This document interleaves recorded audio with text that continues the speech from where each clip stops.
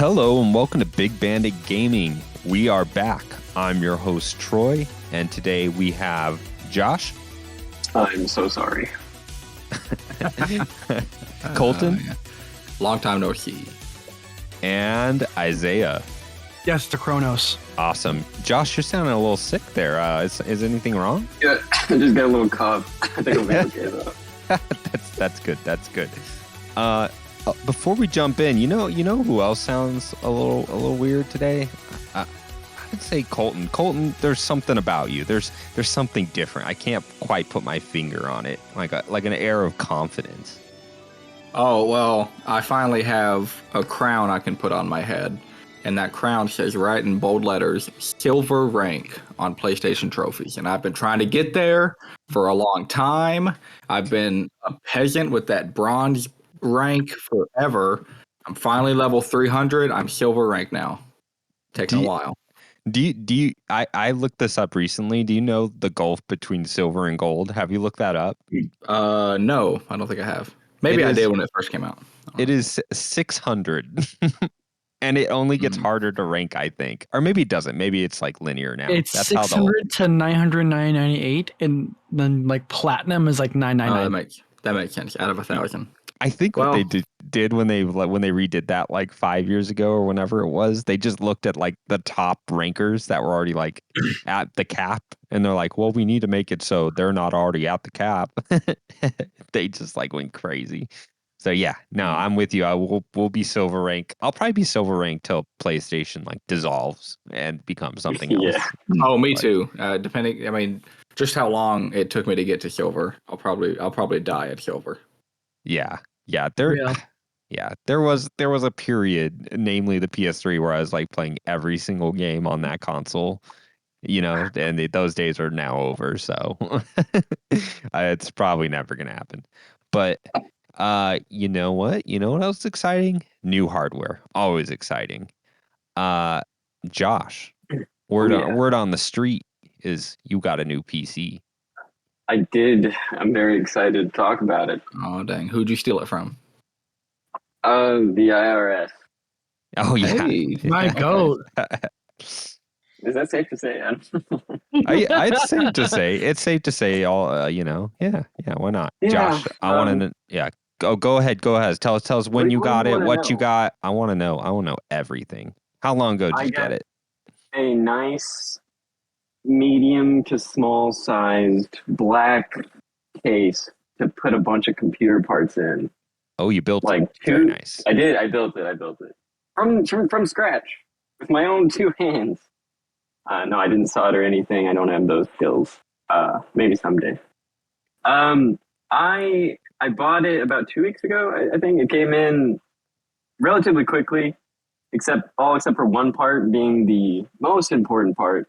The CPU just decided it was not going to show up for like another week, so I had an extra little wait there. I had all of my computer parts like stacked up like a throne next to my computer desk, just waiting. And then I finally got the CPU in. And I haven't built a computer since high school, so it's been a long time. And even back then, I was like scrapping parts and like reassembling stuff to get things working. So this was a cool new experience for me. I was really scared a few times trying to put the CPU in. Seat it right? Yep. Yeah, trying to seat that right. And then I was trying to put the graphics card in. And I ended up breaking something. Any guesses as to what I broke? Oh, was it like a clip or was it? Yep. Yeah, I broke the plastic clip that it's supposed to seat into. Yep. But luckily, once I got it like mounted in place, there was really no worries past that. Everything seems to be working fine. It took me 2 or 3 days of work to get it all like making sense. My graphics card didn't want to like function quite properly at first. It was running off the built-in graphics card in the CPU, but I got that sorted out, and now I'm running in like hybrid mode. But yeah, Troy, you had questions on like what my specs were, I think. Yes, I want to know what your specs are. So let's see here. I've got an AMD CPU, the Ryzen 7800X3D. Oh, okay. Wow. Okay. You just Yeah, went for yeah, it yeah. then. I did. I went Okay. for it. It's a gaming. I was like, all right, yeah, I'll do it. And then my GPU is also an AMD product. It's the RX 7800 XT. Wow. Okay. Wow. Yeah, Those are the two big ones. that is a big one. That's like, yeah, you're talking like a double or more PS5 power at that point. Yeah, maybe. I mean, Yeah, again, depending on the PS5 game. gets PS5 gets a lot of because a lot of the games are built for the system. Um, Yeah, it it works a gets lot optimized. Yeah. optimized. Yeah. Yeah. So hopefully I can run some games now because before I could barely run like Roller Coaster Tycoon. So I have one I'm, more question for you then yeah. before we jump more into it. So we pretty much confirmed that we're going to get a PS5 Pro at the end of this year. What does that do for you as far as like wanting that? I it it upsets me a little bit because I think that it's possible that it will outdo my PC for a cheaper price. With But the I machine learning specifically, right? what exactly about that is threatening? Oh, I mean, I would say like the difference, like the big difference between getting like an AMD graphics card, which is what's in the console, which is what your PC is, and versus Yeah. like something running DLSS is they have the ability to Oh, run okay. at like a lower, what DLSS does, run at a lower resolution, but still get like the performance out of it. Yeah, I guess So, that's irritating. Uh, but knowing that GPU and knowing what it can do, as far as just like a pure like power to power match, it's still you don't have to worry about that. yeah, I'm definitely not going to purchase another PlayStation at this point. I think Yeah. I'm fully switched over. Um, yeah, no hope for my PS5 at all. Yeah. I mean, the only thing you're gonna run into is if you want to get something that doesn't come out a year later, like Yeah, an I'll probably play exclusive. Rebirth on it, but that's that's all it's going to get this year probably is Rebirth. Yeah. Which it runs fine. There's some issues, but I played that in performance mode and had a good time.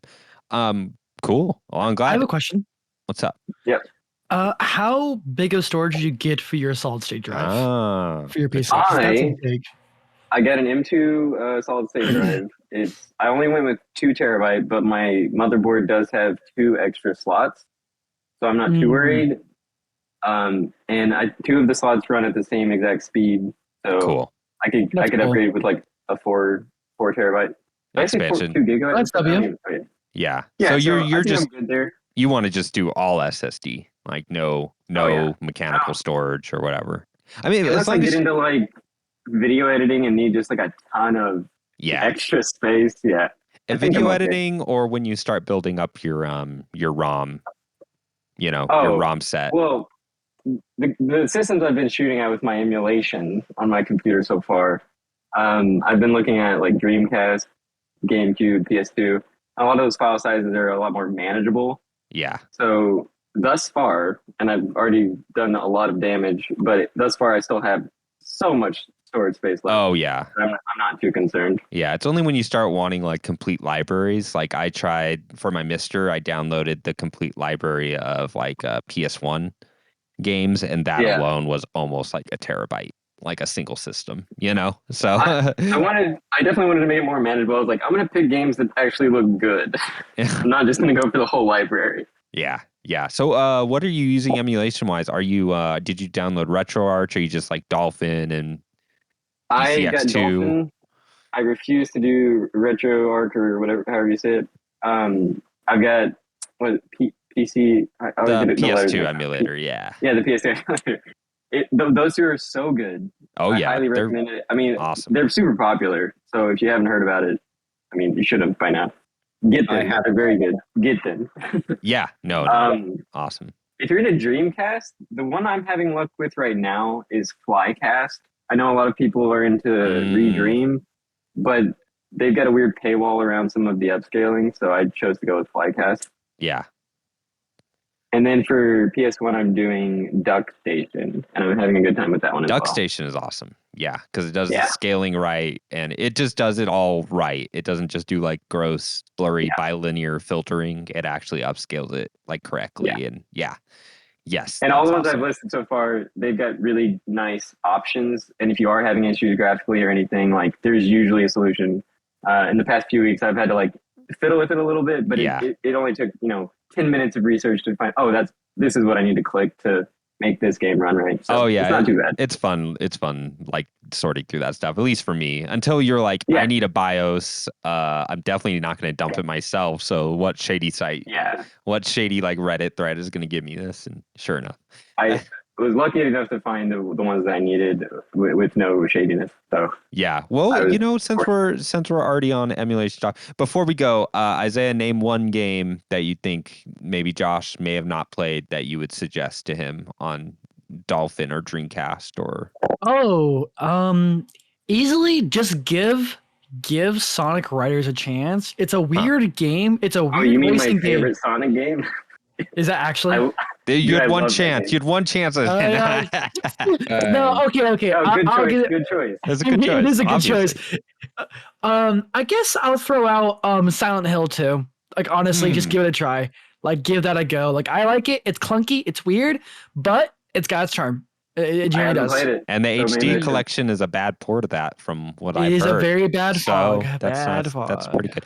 Josh, I would suggest on Dolphin you download The Last Story. Oh, I need to get that too. I want to get that too. It's amazing. That's the same guys it's short. from FF10?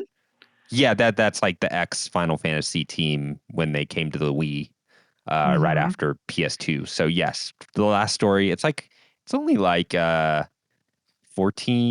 I mean, maybe I beat it in like less than 30, but maybe like 20 something hours, and it's really good. Think of if Gears of War was a JRPG, like gameplay wise. And it is like a full turn-based like. No.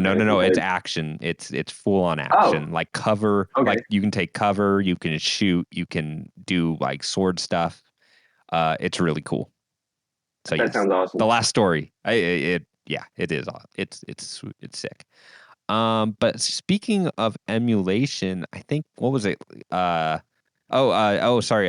Colton, any games that you can think of that Josh could jump back to? The old childhood favorites. Oh, I mean, not that I can think of right now. Okay. I mean, ever since you said Roller Coaster Tycoon, I've just been daydreaming about playing that. So. That's fair. Hey, I think they might still be on sale on Steam for their anniversary. Easy pickup.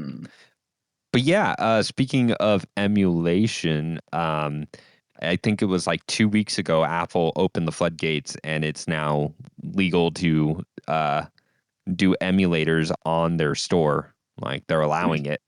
And so I didn't expect such a fully fledged emulator to come out so fast, but I guess maybe they'd been developing it, on like hacked iPhones for forever and just released it. But Delta, an emulator, just came out, and it does Game Boy Advance, Game Boy Color, DS, and Super Nintendo and NES emulation.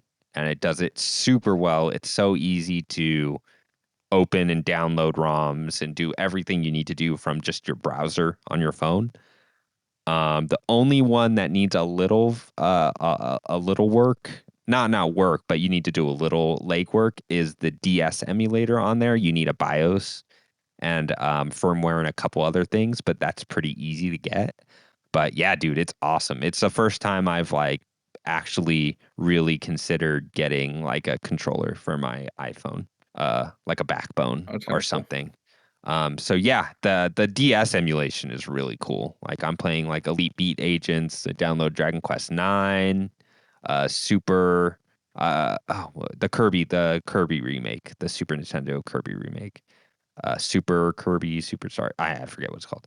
But yes, I'm having a really good time. Couple Castlevanias, and just super easy. It runs super well.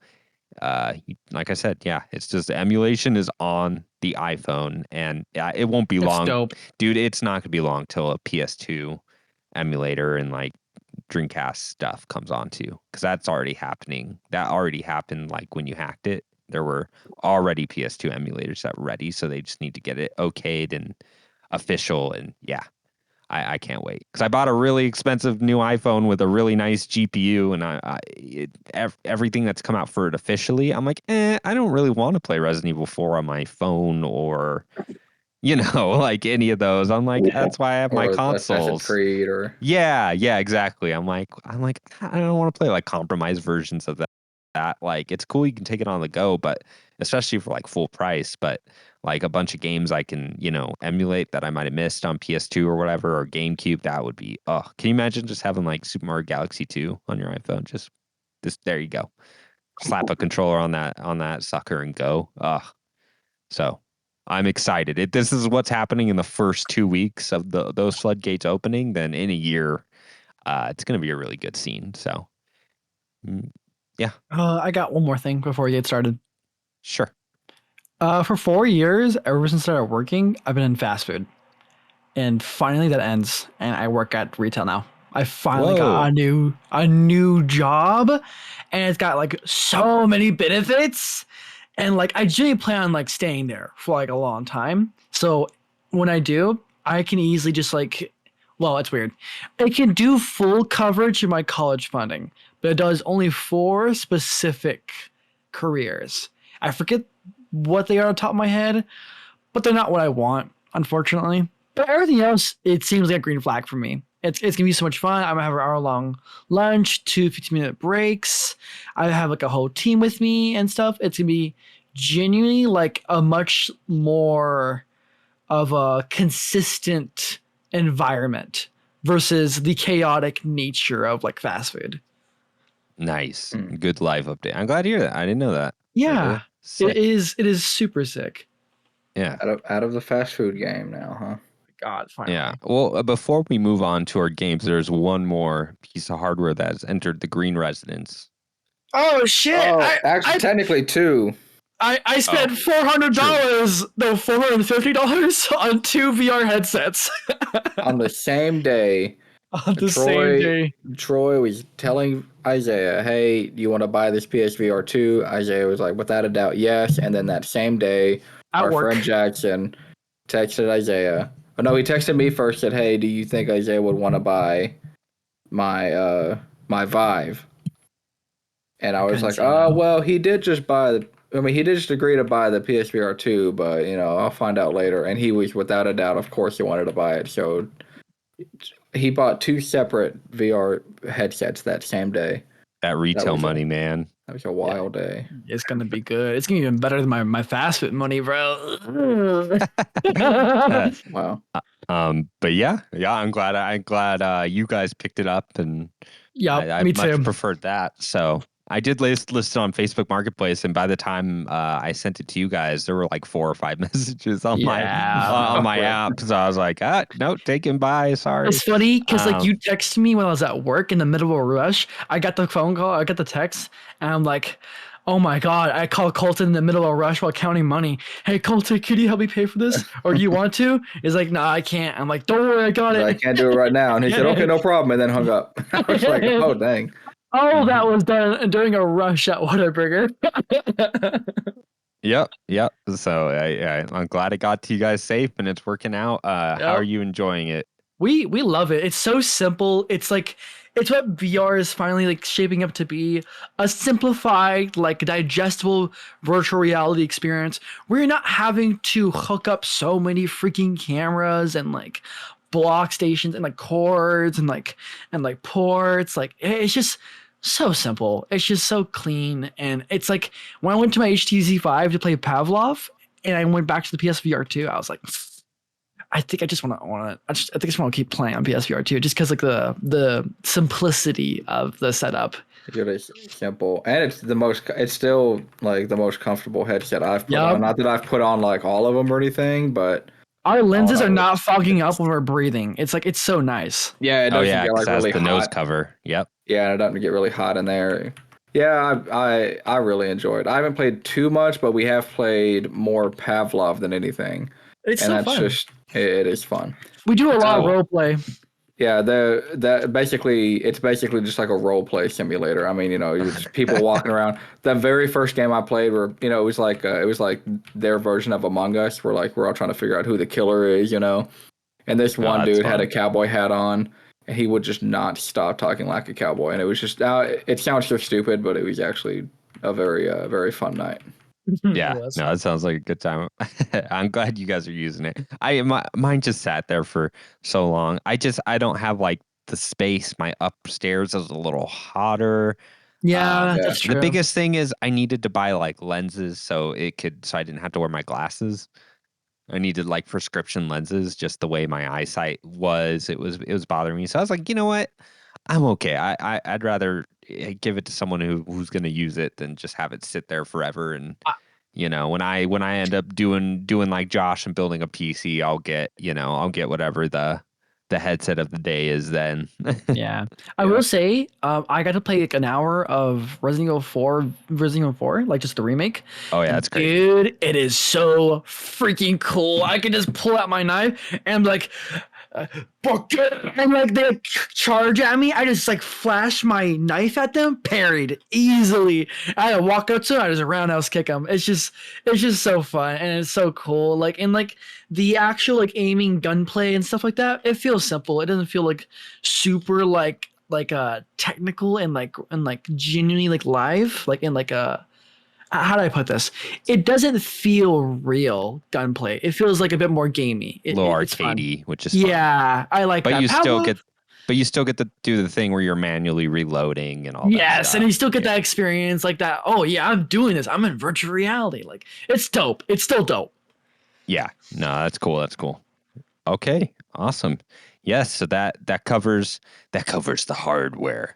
Now let's get to the games since it's been what, 3. I mean, we did our game of the year and then we did our fantasy critic, so it's been a while since we just talked about the It has. games we're Yeah. playing. Just been busy, yeah. Yeah, it's we've been busy. But I want to start with probably the newest game on this list, and actually the highest rated game this year, which is not saying a lot since it's April, but still. And that is Final Fantasy VII Rebirth. Um, so Josh, before we go into Rebirth, I want to talk a little bit about the original, right? Oh, okay. Because I think we need to like lay out a little context of what so coming away. I've cooled down a little on the original, whereas at the end of that year that was like my game of the year. I was like, wow, that was incredible, that was crazy. And I won't say that I've cooled on it to the point where I'm like, actually it was all right. Like it's still a really great game, but it was really easy for me to be like, like combat wise, I really didn't love that. Like, hey, if I didn't have this like ability equipped or I didn't have this element equipped, that I would have to like start over the match. It's like, well, if I can't stagger these dudes or if I can't pressure them, then like this fight is over. So sometimes like the materia swapping was like a lot. And I would say in Rebirth, every single problem I had with the combat has been addressed. Nice. Just the way, like I said, the way they're in ways you don't expect. Like they do it in really creative. Like there is crazy materia you can equip. There's a materia, Josh, just to put it to you, like when you think about your experience with that game, you know how you get locked in a bad loop where you're like, okay, someone's dead. I have low health and I can't get close enough to this boss to like pop off an item or like a cure spell. And you get into like this almost death loop.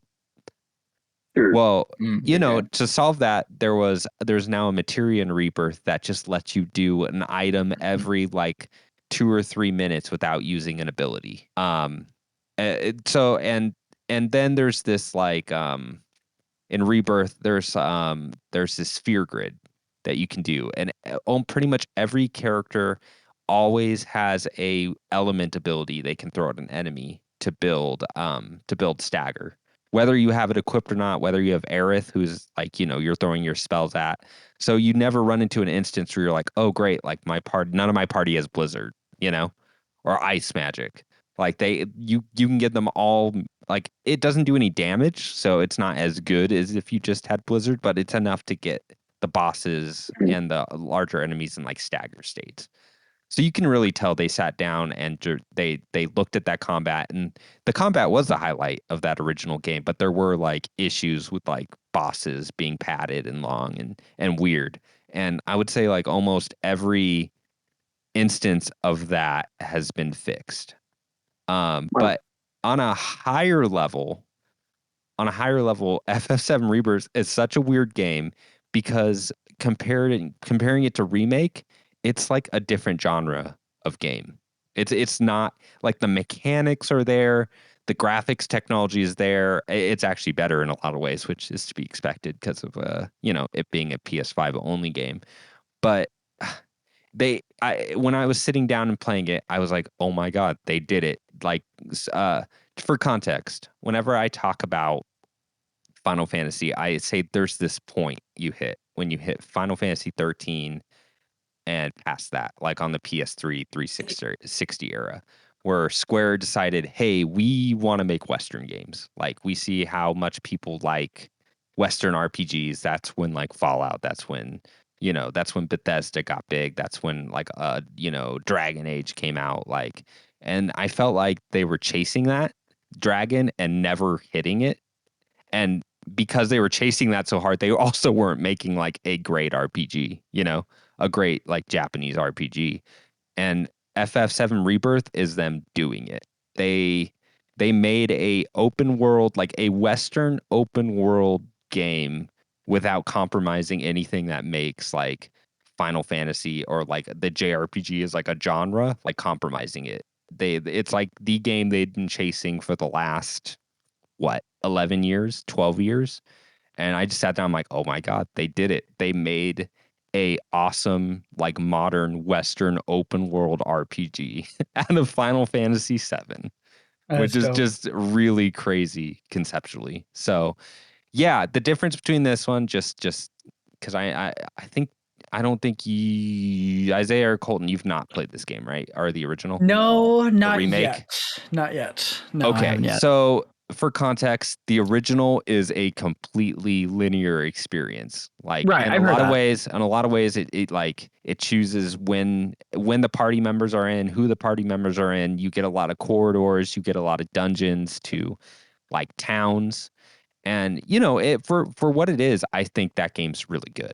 Like that game is great for like fans getting to see like that world in really high detail and in not a fixed overhead position. Like it really gave that wow factor of like, wow, it's crazy that I'm seeing these characters like this after all these years.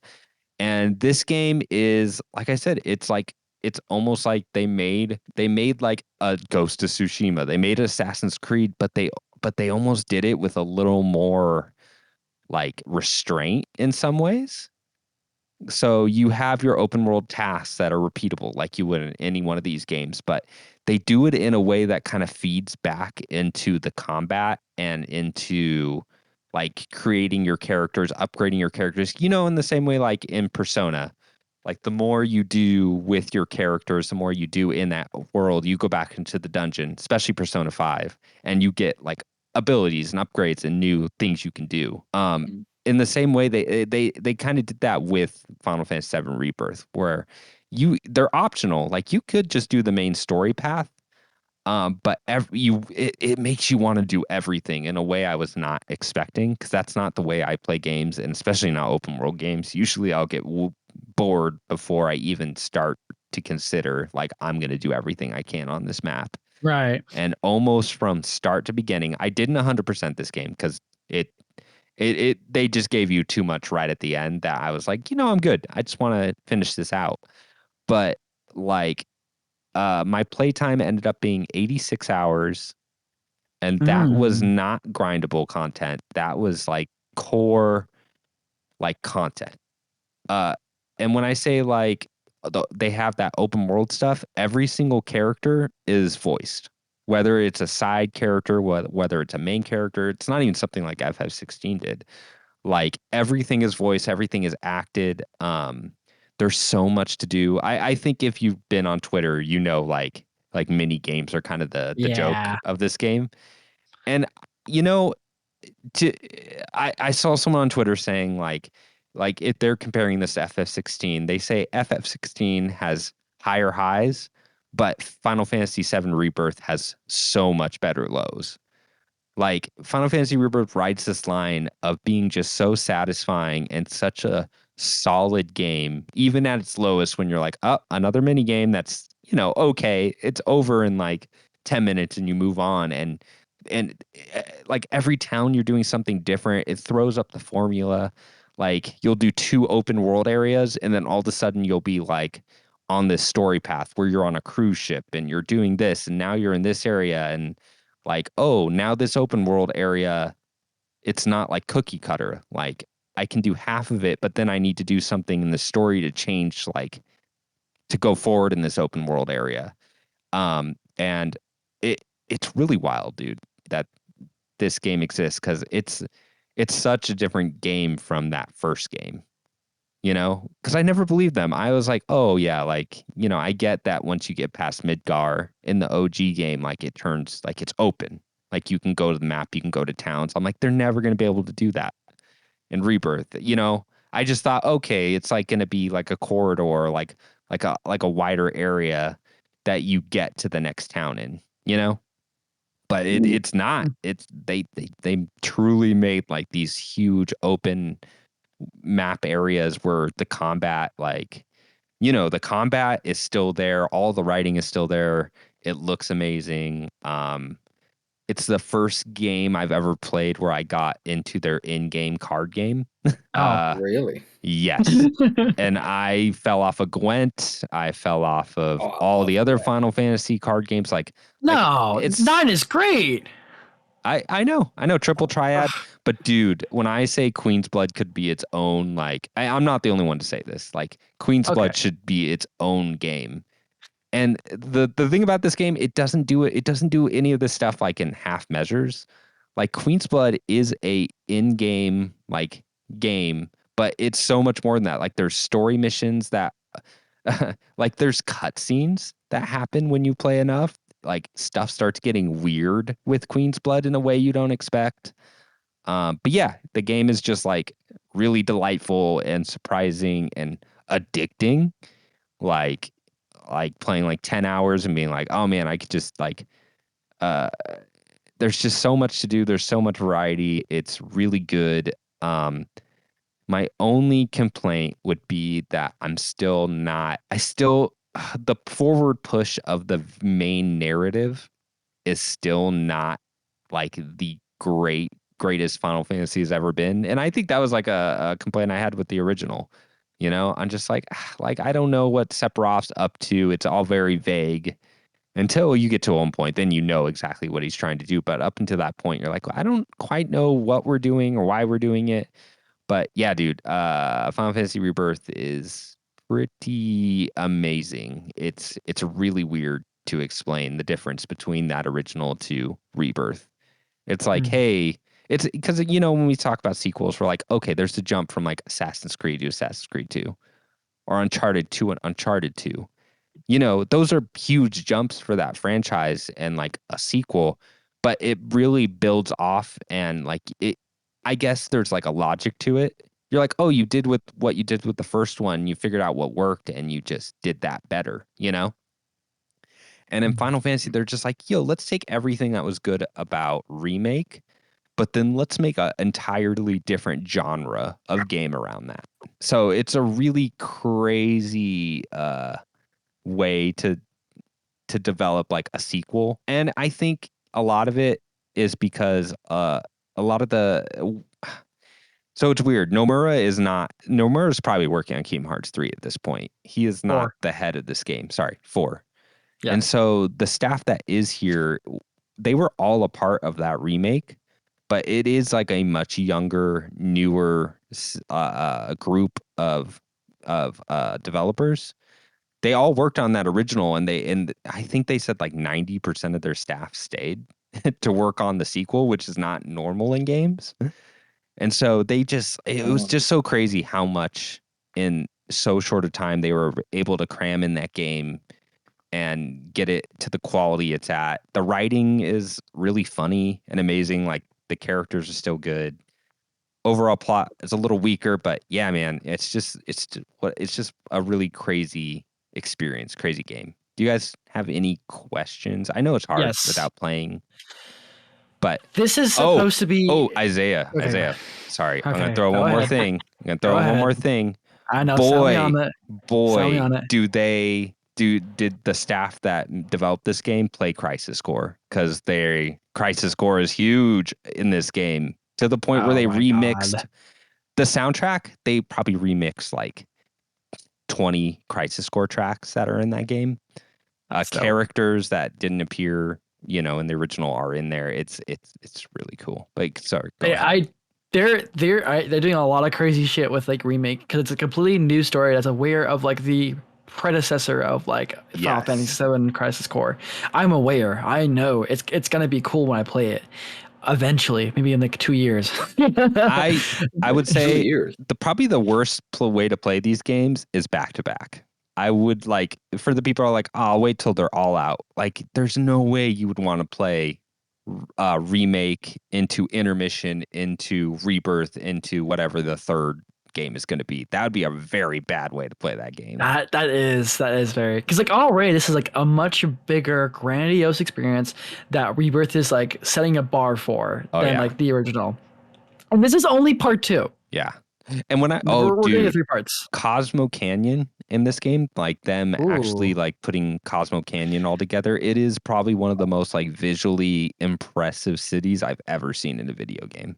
Like the God, that's views, crazy. the vistas, like all the art design. There's some technical like issues because they're using like a really old engine, like version of Unreal 4. So if you see things online, it's like it's blurry, it's this, like that is true, but like the art design and everything around that is just like spectacular. Yeah.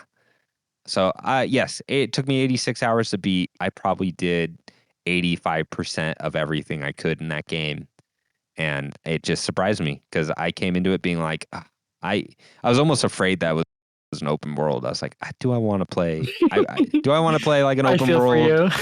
like map check off game or whatever? And then I started playing it. I'm like, oh my god, this is like one of the best like one of these games I played since like Ghost of Tsushima. Like it's Mm. it's amazing, uh, and really fun to do. So yeah. That's great. I just think that like with everything you're talking about and everything that I'm seeing from Twitter, from my friends, especially from my friends, like they're saying the same like song and dance as you are. Like Oh yeah, dude. they are It's like so appalled goofy. by it. Yeah. It's so goofy. Like the tone is so different. Even the tone is different from remake because there's like a lot of heavy stuff that happens in remake. And the writing can be fun, and there's like the honeybee in, like it can be silly, but when I tell you like Rebirth is like it made me chuckle. Like there's a lot of really funny writing in that game. I believe it. Like all the Queen's Blood players are ridiculous. Like when I say like the writing and stuff, like think of it more like a Yakuza game. Like all the NPCs are like ripped straight out of a Yakuza It game. So sounds like it. if you like that kind of like weird, like maybe not to that nth degree, but like a lot of that is like very reminiscent of that, which is fun. So Yeah. I don't know. I just from what it sounds like, it's just oh, they're probably working on DLC, and then after that, they're obviously gonna make the sequel. But it like, doesn't sound like it. So again, what? this is such a weird project. The team is still together. Like barely anyone is left, and they're already saying, "Hey, we're writing the script and we're starting pre-production on 3." Like they Wow. are crazy in lock. Like that's the only way a game like this could have happened this fast. When I tell you there's more is packed into this game than you would ever guess. Like I could show you like 100 2-second clips all back to back and have different like just different characters, different scenes, different areas, different mini games, different uh it's just crazy, dude. It's a crazy game. Um and just things that you would not expect to have mechanics or are like built out in a way you're like, "Oh, this is built out in a way I wasn't expecting." You know? Mm. So yeah, I just, ooh, what a game. What a game. And what a time for Final Fantasy fans, like Yeah. coming out of 16, 14 has an expansion coming up, and I'm playing the DLC for 16 right now, the final DLC. Um, I think the only thing that's really interesting, this is I'm closing with this, and then we'll move on. This is the longest I'll talk about a game today, I swear. Um, I was thinking a lot when I saw like sales numbers coming out for 16, Final Fantasy 16, and this, and kind of just where Final Fantasy is at. And it really puts into perspective how much like Final Fantasy fell off during the PS3 and 360 era, Mm. to the point where Final Fantasy almost feels like it was made for either you're really old, like I'm even on the younger end of that old definition, but this is like a series that started in the 80s, before I was born. Either you're really old or you're a younger player coming in, and that middle ground seems to be lost in a lot of ways. And the way I kind of broke it down in my head is just like, just knowing the series and where what happened is, like if your formative years of playing video games were in the PS1, PS2, NES, SNES era, then Final Fantasy was a huge part of that. Like it was a big deal when Final Fantasy came up to like 10, 10 and 12. And I feel like if your formative years of playing games where you're like, oh, this is where I learned what games I liked, or these are the games I grew up with, like, coming out of junior high into high school, if it was the PS3 and 360 generation, and even it coming into the PS4, there's like a whole generation of players that just may have not ever had a Final Fantasy game in their hands, or it just wasn't as big a deal, Like They're me. like, they heard like, oh, they heard 13 wasn't great, and they heard 15 was like okay. And I think 13's a good game. It's not like a defining era game. But yeah, like you, Colton, like a lot of people from that, and that's where a lot of like, new game players came in. Like a lot of people's first system now was the PS3 and 360, you know, and the PS4. So it's interesting that when Final Fantasy is finding its feet again after like a decade, it's gonna be a battle for Square to convince players in that era to like give it a chance, or give it a try. Because when you say like, oh, Final Fantasy isn't for me, it's a weird statement to make because each Final Fantasy is so different, Yeah, like I 16 agree. could be for you, but remake couldn't be, and like 10 could be for you, but neither of those could be because that's turn based, or 12 could be for you because you like this, you like Final Fantasy Tactics and that sort of thing, or you like the MMOs, which I think is what is actually introducing most young players to Final Fantasy is 14. Um, so yeah, it's just an interesting place Final Fantasy is in right now, because from a fan's perspective, it's better than it's been since like 9 and 10. You know, I with actually all that. So I want to do one more thing with this conversation of Final Fantasy and like just overall like the sales and like what it's doing for the brand, but also Square Enix and like company wise for like the money and like the sales, which we could probably tell right now is like a lot of sales, like really like a lot. here's the thing. Go ahead. Like with Final Fantasy 7 and 16, when I played this game, I'm like, this game, like I said, it's just so expansive and expensive looking, and it's just so much bigger. I'm like, how could, like, you can't sell just 3 million of this game and be all right.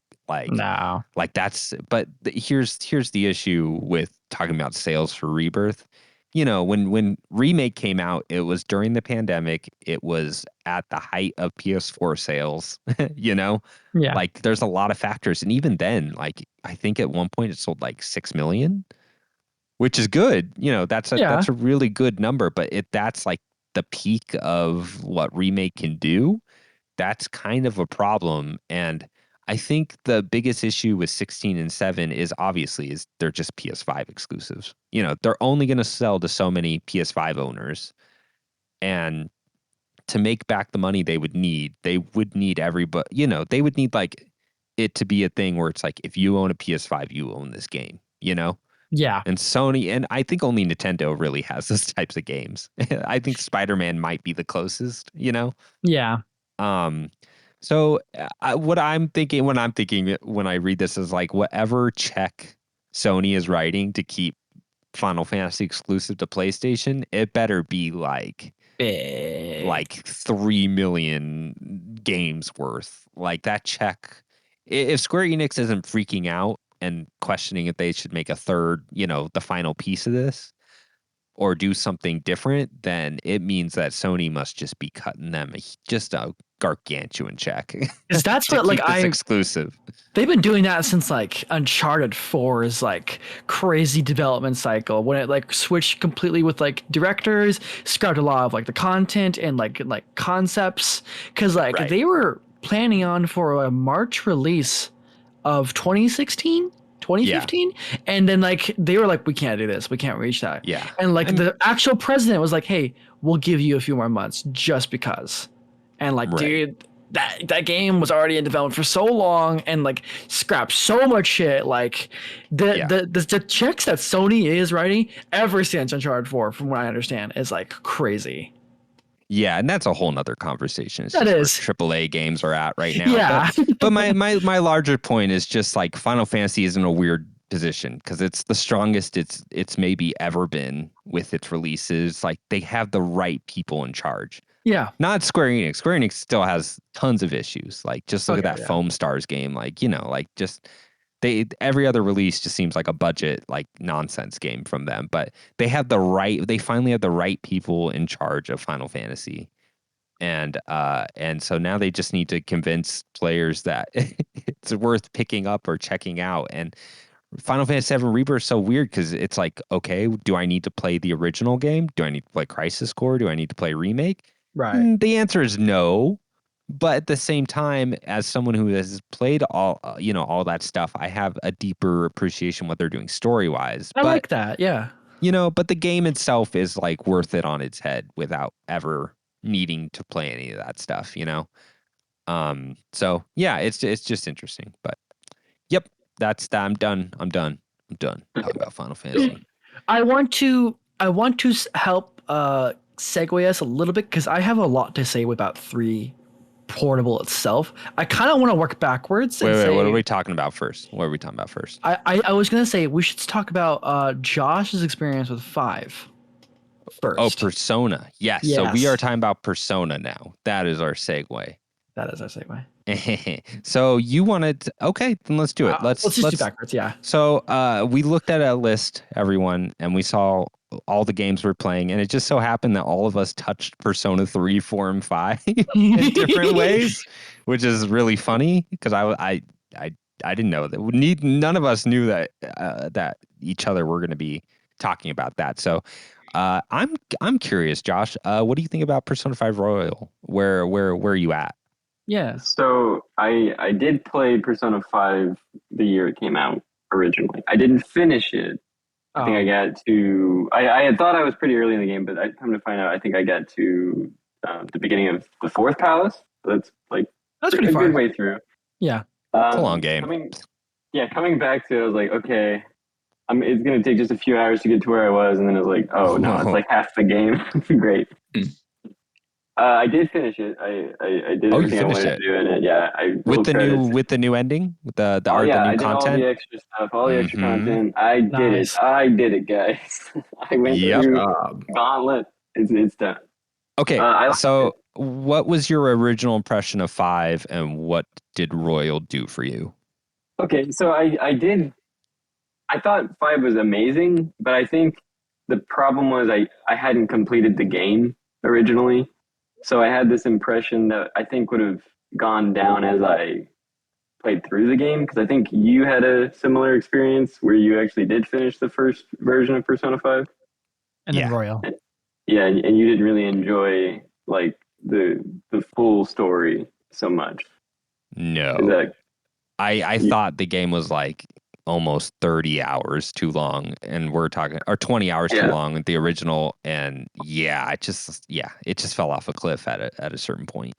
Yeah, so revisiting it through the lens of Royal, I think I agree with you on the base game, But I think what they added with some of the extra dialogue along the way and the new characters, I I think the new characters were actually my favorite part of the game as a whole.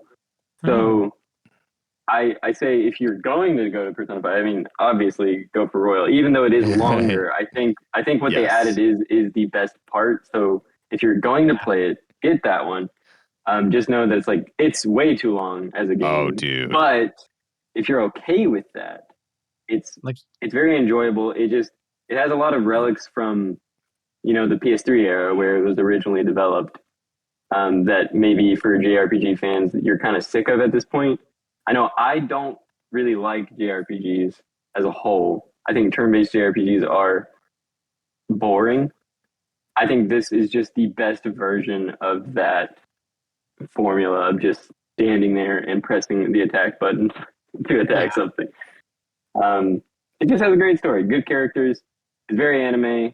I don't like too many animes, but this definitely gave me that kind of silly, edgy vibe a little bit, and I think Persona is just really good at balancing that. Like it's not over the top, but it is like it's trying to be cool, but not too cool.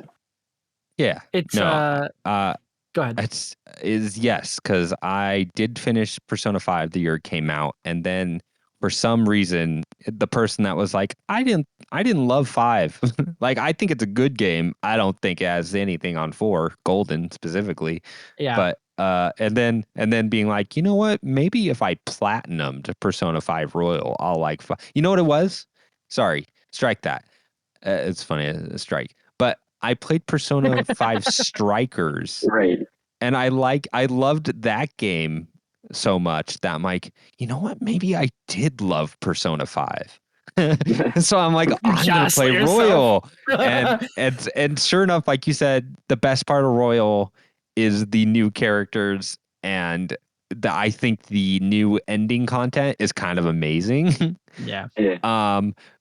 But the problem was I had to play 100 hours of the original base game with the upgrades, which are nice, which makes the combat fun. Right? Oh yeah. I used a guide to get 100. I 100% ed everything in the game, every social link. But and they did rebalance it to make some things a little easier. It's like getting 100 hours into something that you only thought was okay to get to the last 20 hours.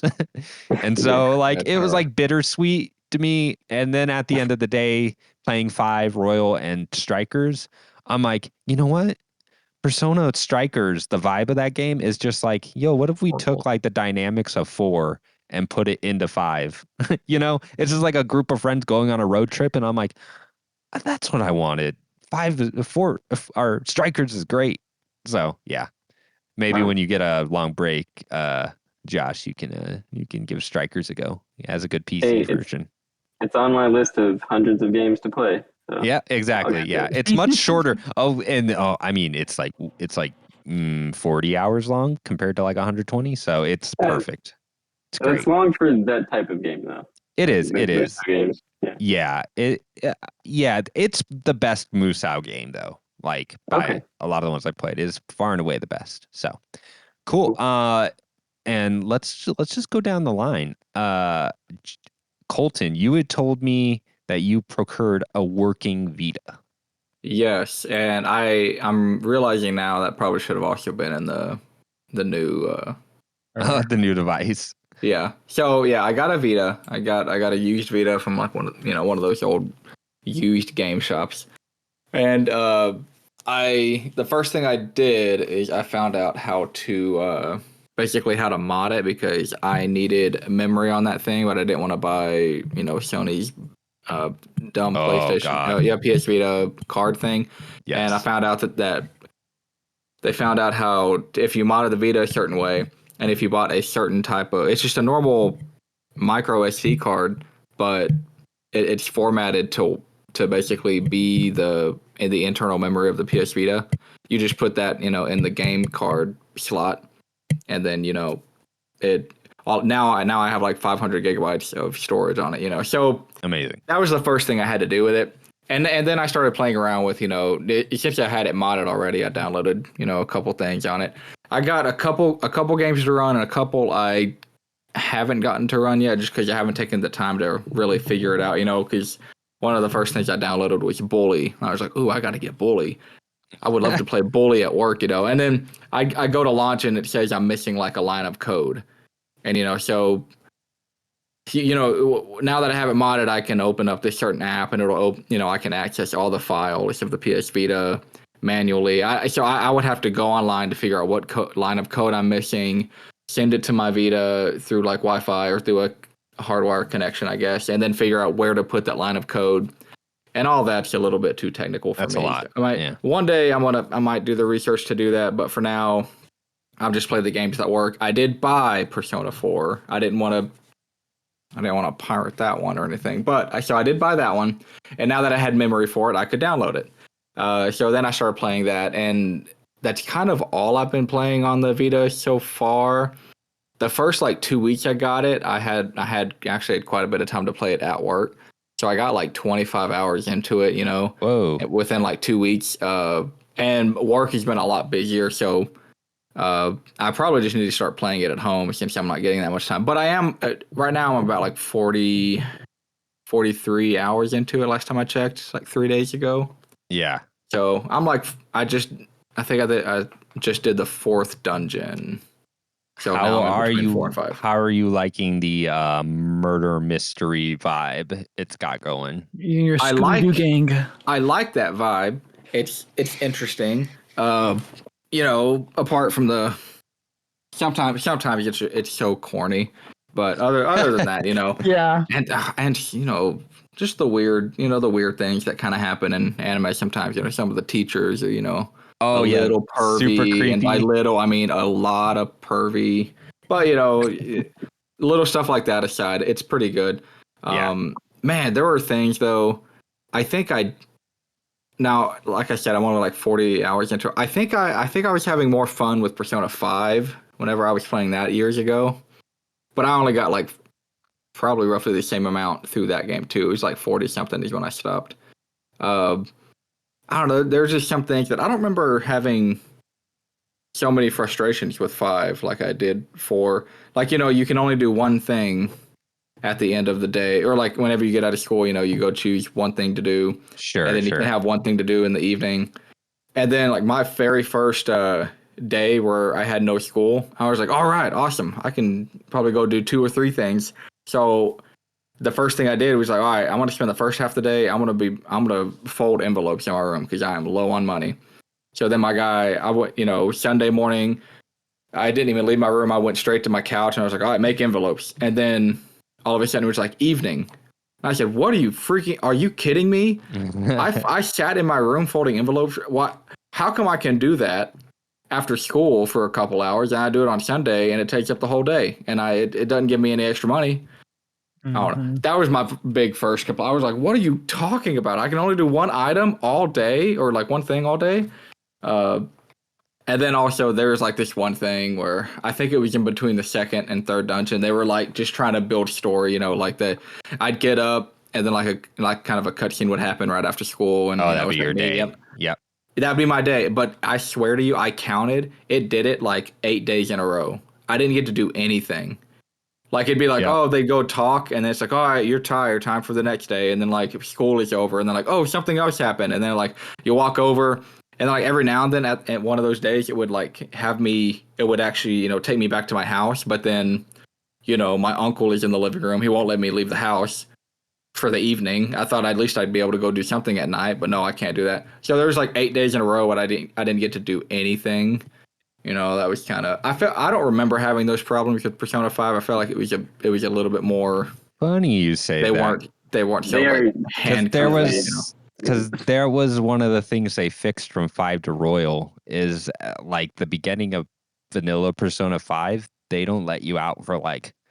It almost feels like a month before. Okay, not that long. I feel like you're still kind of trapped for a while.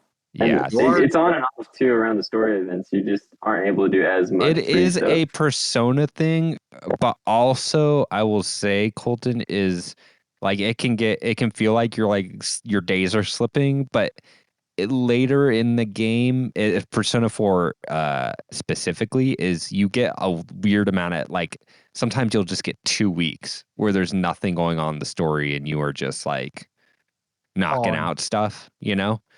I it might just be a little more backloaded, but yeah, I Okay. understand. Yeah. That is definitely a Persona thing that you're saying. Like, Okay. that Well, I is. mean, and that could be my fault, like, misremembering Persona 5. I mean, it has been a long time. I feel like they must open it up to you later in the game in Persona 5 too. Then, because at least towards the end, I felt Yeah. like I had more. I felt like I had more freedom, but Yeah. I don't know. It has been like Who's the last 6 character you years. got? Like who's I just say? got Rise, and Teddy is now a like Oh, yeah. a party member. Yeah. Oh, okay. I thought you were about to say something else. Yes. Okay, Teddy is a party member. Yeah, I don't know if you recognize any of the voice actors, but like Yusuke is Yuri Lowenthal, Kanji is Okay. Troy Baker, That's coming up soon for you. Rise is Laura Bailey. Like A lot of Oh probably no, I actors. didn't. that I cast guess is the voice acting cast is like that's It's where a lot of those people got their start. It's crazy. it's really Oh, funny, okay. Colton. Troy Baker, who voices Kanji, you're gonna meet him pretty soon. Troy Oh, dude, didn't come No, back. Kanji's already in my. Kanji I is the reached the best. dungeon before. That's right. That's Kanji is the right. best character in the game. That's right. You're right. Yeah. I do like Kanji a lot. I will Yeah. say, Troy did not revisit the role for Kanji in future Persona 4 Oh, right, projects, where they. but they got someone who just sounds just like him. It's At least crazy. they got the Kanji voice like spot on. It's really weird. Oh no. I played Arena, Ultimax, and all that stuff. Yeah. I know they changed his voice at one point. Yeah, because you told me that. I Troy saw that. Baker's pay grade was like, Went up. yeah. He was like, no, I'm like, I'm in a live action studio now. So, but yes, cool.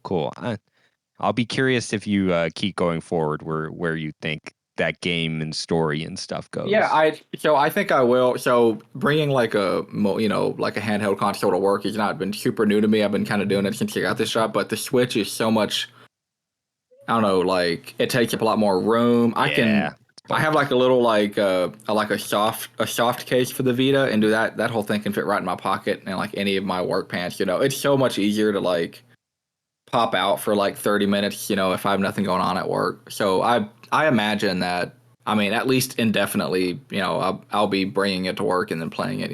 When I have a couple minutes to spare. Yeah. Because I think Persona 5, I think it's with every Persona. Every Persona starts shining when you like stop getting characters and they can all just like interact and the story rolls. Like Yeah. that's always like the sweet spot for all of those games. It's like, okay, I just got like the second to last or last party member and we were just like now everyone can interact and it's cool.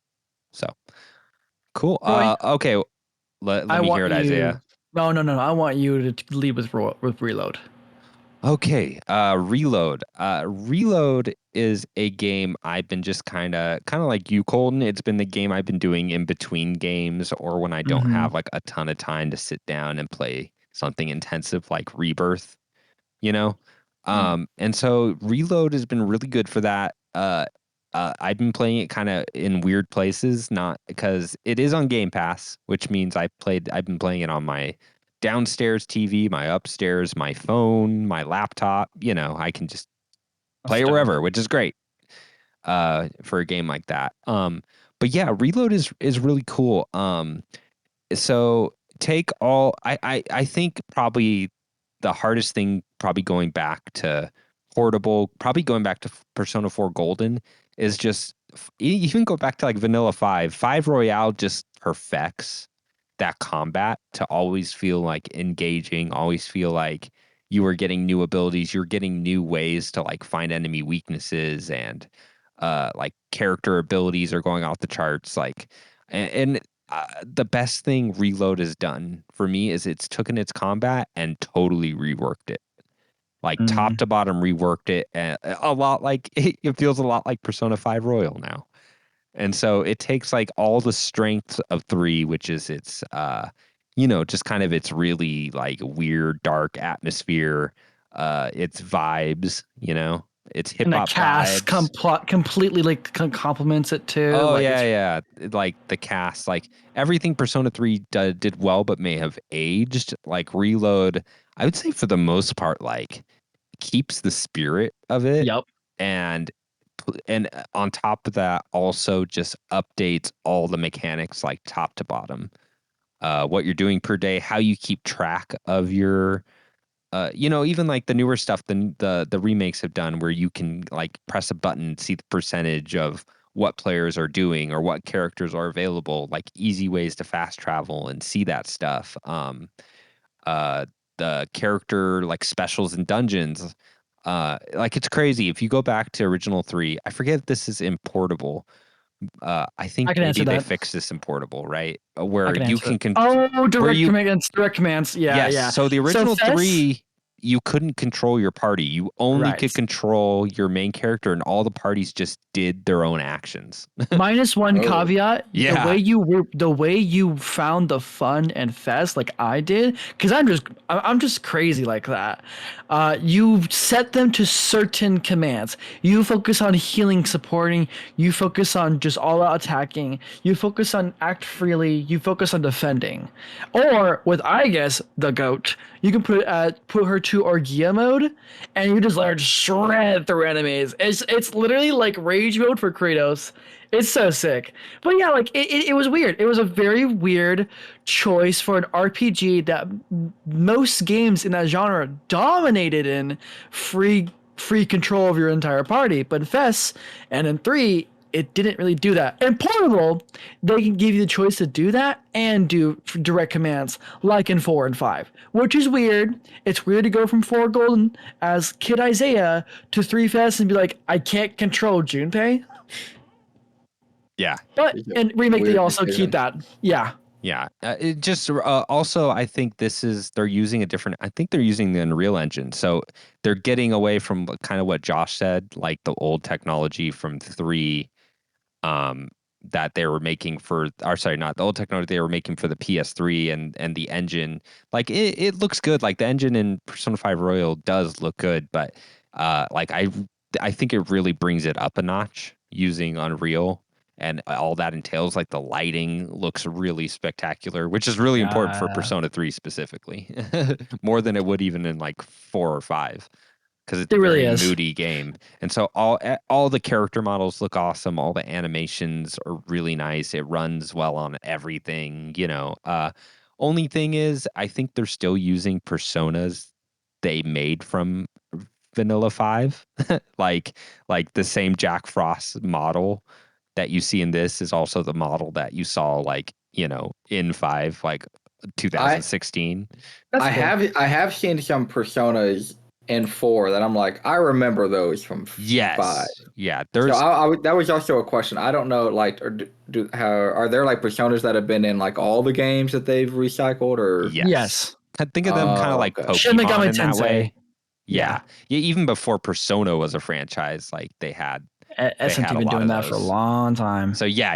You'll see a lot of like The copies and the biggest difference between each installment is that it's the calculator, it's the Shin Megami Tensei calculator, where the personas or demons to create, sometimes the formula to make them is different, varying between release yeah. of like 3, 4, and 5, And and like that's SMT getting games. into a level that you don't need to get into to beat Yeah, you and really play don't. these games, but that is a level you have to start doing when you want to start platinum them or like taking use. You're like, oh, I need this Yeah. type of persona to get this mission done Or and you do this this social quest to link. do get them, and Yeah, yeah, yeah, yeah. which is just yeah, a order of crazy. So yeah, yeah, no, um, thank you. yeah.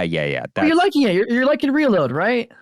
I am liking Reload. I think what's stopping me is just there's just so many specifically Japanese RPGs coming out that I have to like really pick and choose what I'm gonna like really focus down my time on. And Yeah. that's the only thing. It's updated with the new combat.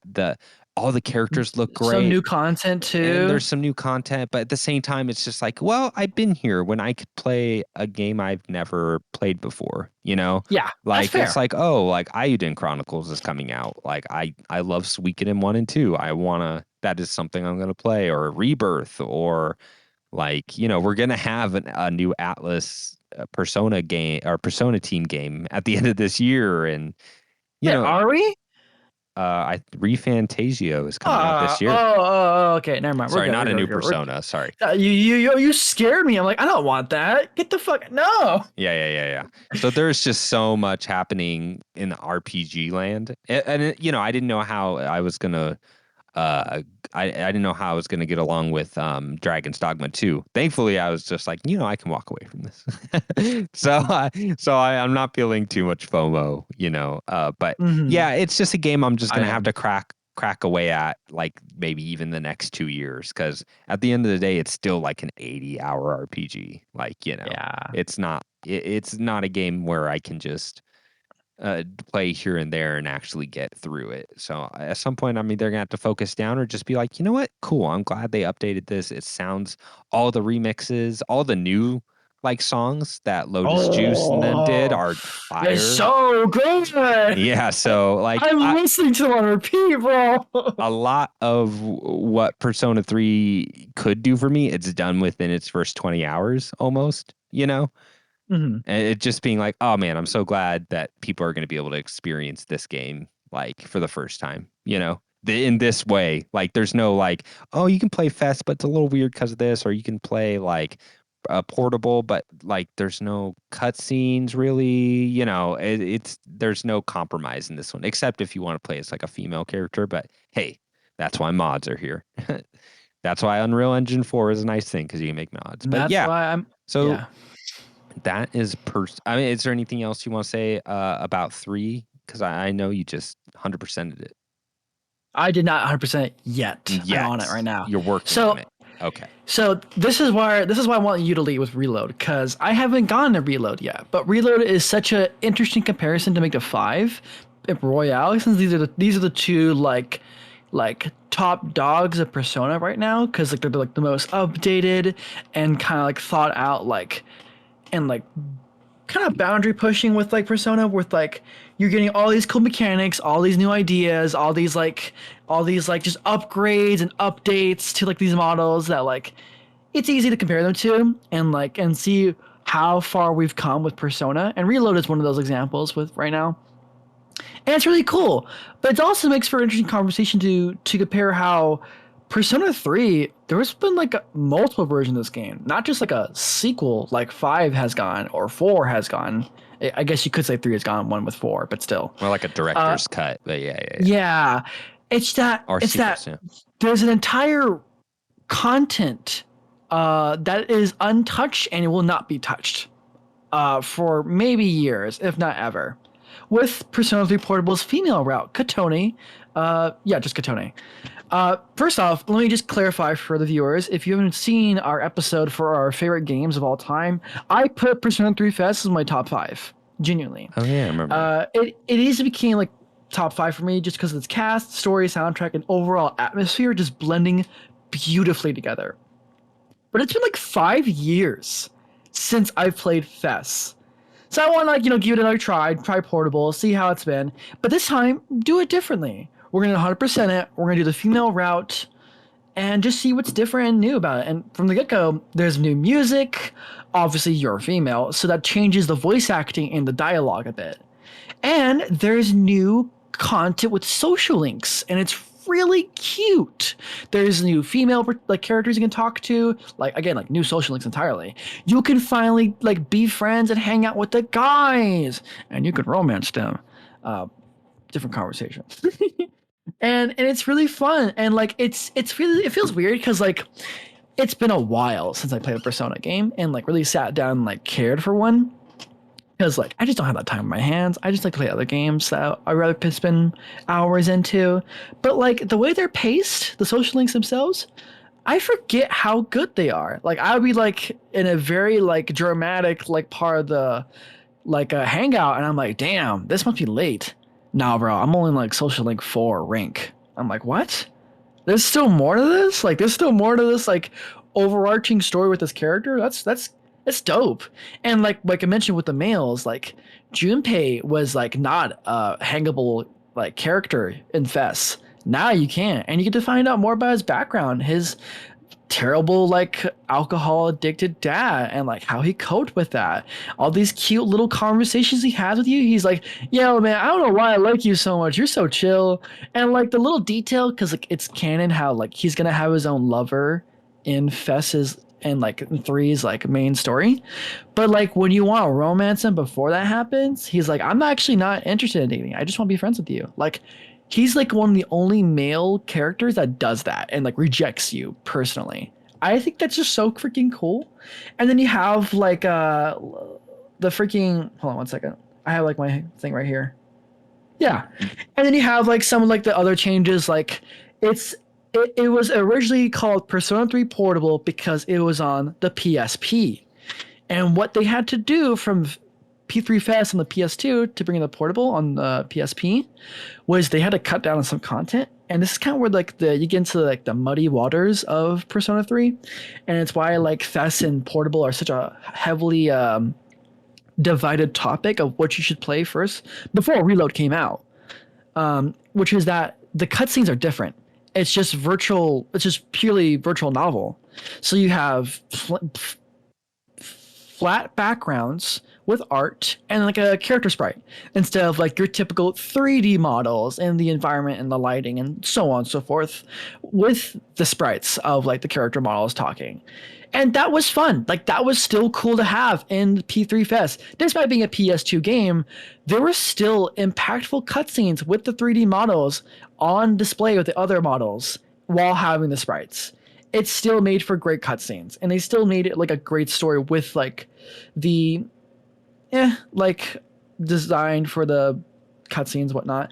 But with Portable, it kind of sucks. I watched my best friend beat P3P before I started my playthrough, and she didn't really have that much of an impact on the ending. And I feel like because of it, it's obvious because like some of the 3D, like I don't know, some of the 2D animated hand-drawn cutscenes are just scrapped, minus the intro. They're just scrapped for the ending. And I'm like, what the shit? Like, there are such good cutscenes.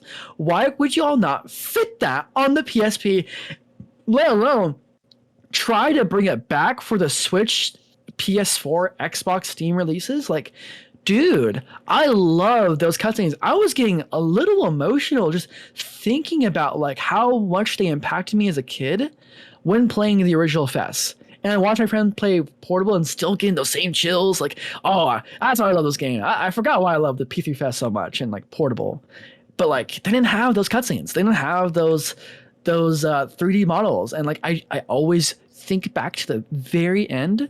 And Troy, you know what I'm talking about. The very end on top of the school rooftop. Like, I just remember seeing that and thinking like, wow, it's such a beautiful moment where you get to see a top-down perspective of these characters, like leaning on each other, like just like on the school rooftop, and like you can see their sprite and like and whatnot. And it's not just a 2D background. It's like one of the biggest drawbacks is that it's purely virtual novel, including like the overworld. So instead of walking around like you usually do in Fest, you just look at an image where you can see like this is an interactable object, this is an interactable icon, so on and so forth. The dungeon crawling is the same. You get direct commands this time, which is really nice. It's a big upgrade. And just lastly, one more grievance I want to share. It's just like, y'all are fucking lazy, dude. You use an AI to upscale the images of the backgrounds from Portable, and you did it so shittily that like you didn't even care and just slapped it for $20. It's good that it's $20, but the backgrounds sometimes look blurry and like just meshy. Like, I swear to God, you pull up an AI prompt and put that shit in an AI generator, you're gonna look at the image and be like, oh, it's fine. But look at it long enough, you're gonna see all the blemishes, all the weird amalgamations. It's like that with this scheme. But what's worse is that these are already hand drawn and you use AI to upscale it without really paying much attention to like the little details. And it kind of sucks. And it's just kind of lazy to me, man. I thought it was weird that they released Persona 3 Portable like an updated it's weird. At the same time, I'm glad they did, because at this point, like the only way you're gonna play it is either doing like a PSP emulator or getting that old hardware, which you may not do. So it's a opportunity for more people to play it, but also like, it's weird that it almost did seem like an afterthought where they're just like, oh, we're going to do the bare minimum to get this up to on like a PS5 and Xbox. Dude, a Switch, it's so annoying because we have because we have Reload coming out. Yeah, and that's at another the end of thing. the day, and I didn't play as much as Portable as you did, but at the end of the day, like now Reload becomes the definitive version.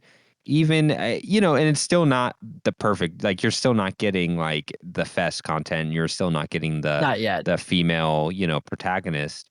Yeah. I think mods are gonna fix that at some point. You're gonna probably get something like that. Maybe not fully acted and everything, but but You bring up a good point with Reload though, like genuinely, like with how like this is kind of becoming the definitive way to experience, despite no Katoni female route or extra Yes. social links. But I do want to mention, I have grievances with this port, but I'm still 100%ing this game. I'm still am like playing through it and still having a good time with like the voice acting and stuff like that. I'm still enjoying re-experiencing the core story of Persona 3 because it is still a worthwhile experience to have, despite it being locked to a remaster with like Katone and the female route. I still think you should play Reload, but I also think you should try Portable for the female route and see if you like it. See if you like the fact that you can romance the men for once and like go all out with it and like just have like this different experience with the soundtrack and like overall the writing and just I don't know. I think it's still a valid way to experience Persona 3 as like Persona 3, but you should still like absolutely like if you haven't played this game and you really want to get into it, you should buy Reload. I genuinely think so, and you should buy that season pass for the episode Aegis because they're remaking Fess content. The answer, like that's crazy. That's a kind of a divided topic for the Persona 3 fans, and I'm curious to see where they go with that. So yeah, you should play Portable. Go give it a try. Buy your Switch, and go after Portable. Buy it. Go after Reload, but buy it physically because I bought mine from GameStop, and they're like, yeah, our base price dropped from 70 to 40. I'm like, I'm sorry. Like, yeah, you can go just buy it now and give you the keychain. I'm like, just say less. And I bought it without the Game Pass. I just bought the game physically for $40. So just to keep in mind, you go to your local GameStop for that. Yeah. Cool. And yeah, that ends our Persona block, which I was not expecting to happen, but that's cool. We should just keep going down the line. Go to Persona 2, then Persona. We should get to Persona 2. Funny you say that because there's rumors that they're remaking 1 and 2 now. That they're going to remake 4. dope. They're going to remake 4 the same way they did Reload, and then they're going to remake 1 and 2. Which 1 and 2 are totally different from 3, 4, and 5. 1 and 2 are way more. I was going to say, is that something you would be excited about? Yes. Dungeon crawling purely with like a full linear story. Like I am hex down with that. Dungeon crawling fully. Yeah. So they're not. So they're pretty different then. They're very different. Yeah. It's not like they're 30-hour games. Yeah. Oh. It's not like you're it's linear. It's not like you have like a school and an open world like area where you're doing social links and stuff. It's very much a more linear game, which I'd be very curious. Even 4, which is like one of my favorite games of all time. Like I have to really question, like I only have so much time to play games these days. Like, am I gonna play Persona 4 again, even with all the updated stuff? Like I think I can appreciate a lot of that from a distance. Like I'm gonna have the soundtrack. I can see the characters and what they did. I'm just glad that we're getting updated versions that more people can play after 5. Yeah. And we have the remasters. I would say now at the bulk majority of Persona fans started with 5 now, rather than the other way around. So it's cool that they can go back and play these games. Yeah. But yeah, cool. You guys ready to take a break? We're gonna take a quick break, and we'll be right back. When we get back, Colton's gonna be talking about Baldurs Gate 3, and Josh has been playing a few Nintendo games that I am really curious to hear his opinion about. So, be back in a minute.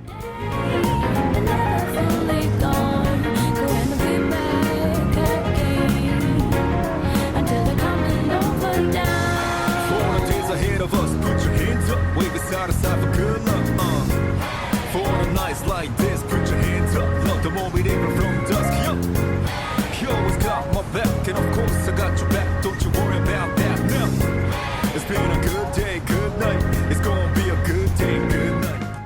we are back.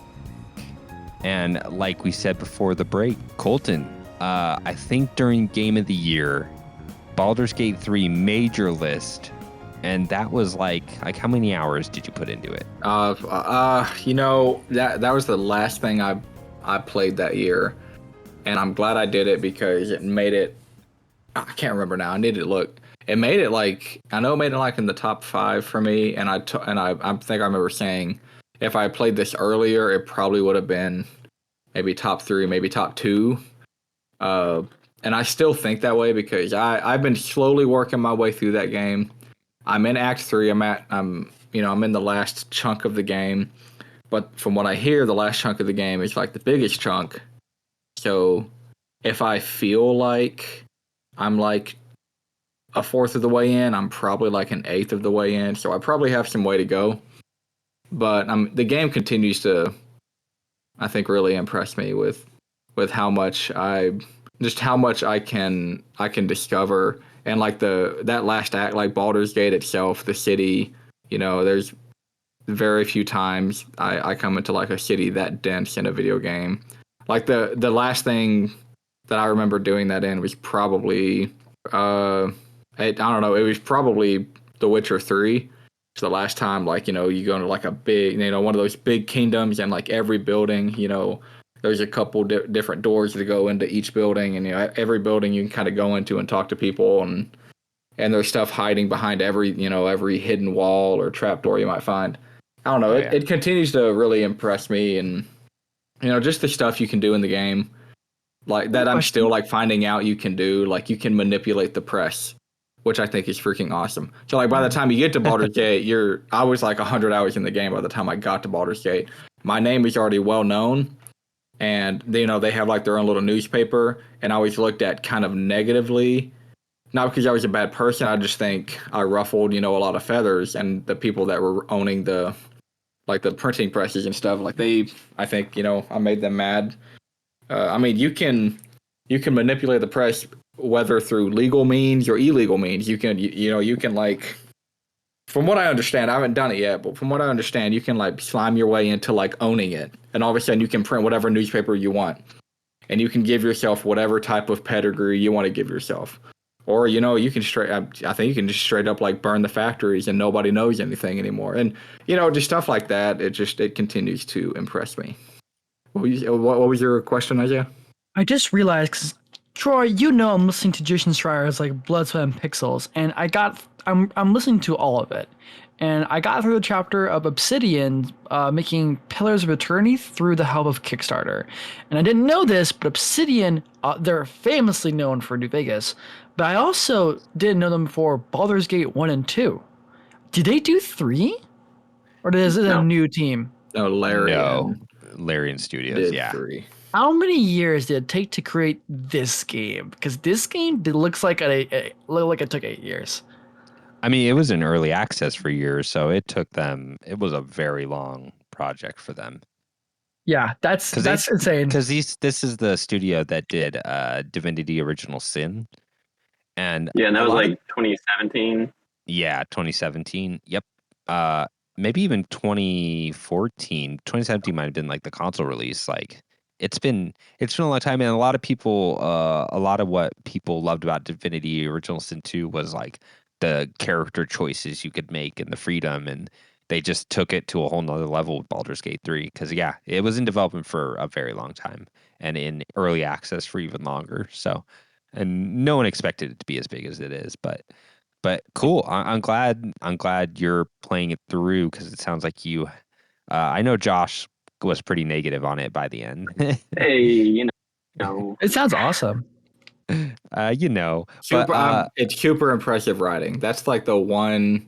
Oh yeah, I think the one constant high in the game, and I think that I'm very impressed by it. That's cool. If you had to guess, where would you put it in your Game of the Year list now? If I'm pulling up, yeah, let me look. I would still put Alan Wake 2 above it. Sure. I'm trying to remember what was number 2 though on my list. Yeah, I'm trying to find our Game of the Year episode because we wrote it all out. Here it is. All right. So you're number 2. Sorry. Killing time, everyone. Haha. Your number 2 was The Legend of Zelda Tears of the Kingdom. Oh shoot. Yeah. How did I forget that? What was number 3 then? My number 3 must have been. I bet you your number 3 is going to move. I didn't realize Baldur's Gate 3 was already as high, so I'm sure your number 3 is going to move. Spider-Man 2. Yeah, so it probably would have been number 3 Okay. if I could like turn back time and give myself more time with this game last year. It probably would have been number 3 on that list. Well, it's funny because I don't think I for some reason I thought Baldur's Gate 3 was higher on your list, but your Baldur's Gate 3 was number 4. So all you'd be doing is swapping 3 and 4. Oh, okay. See, I thought I put it at 5. Okay. Yeah. Yeah, that's not that big of a change. But. No, it's not big of a change, but it is telling that the further you went, the more impressive it got, which I'm sure with a game like that makes total sense. Yeah, and if I sat here long enough to think about it, it probably would be number 2, but my initial gut feeling is Tears of the Kingdom and then Baldur's Gate. So sure. But cool. I'm glad you stuck with it. I'm glad you stuck with it. Okay.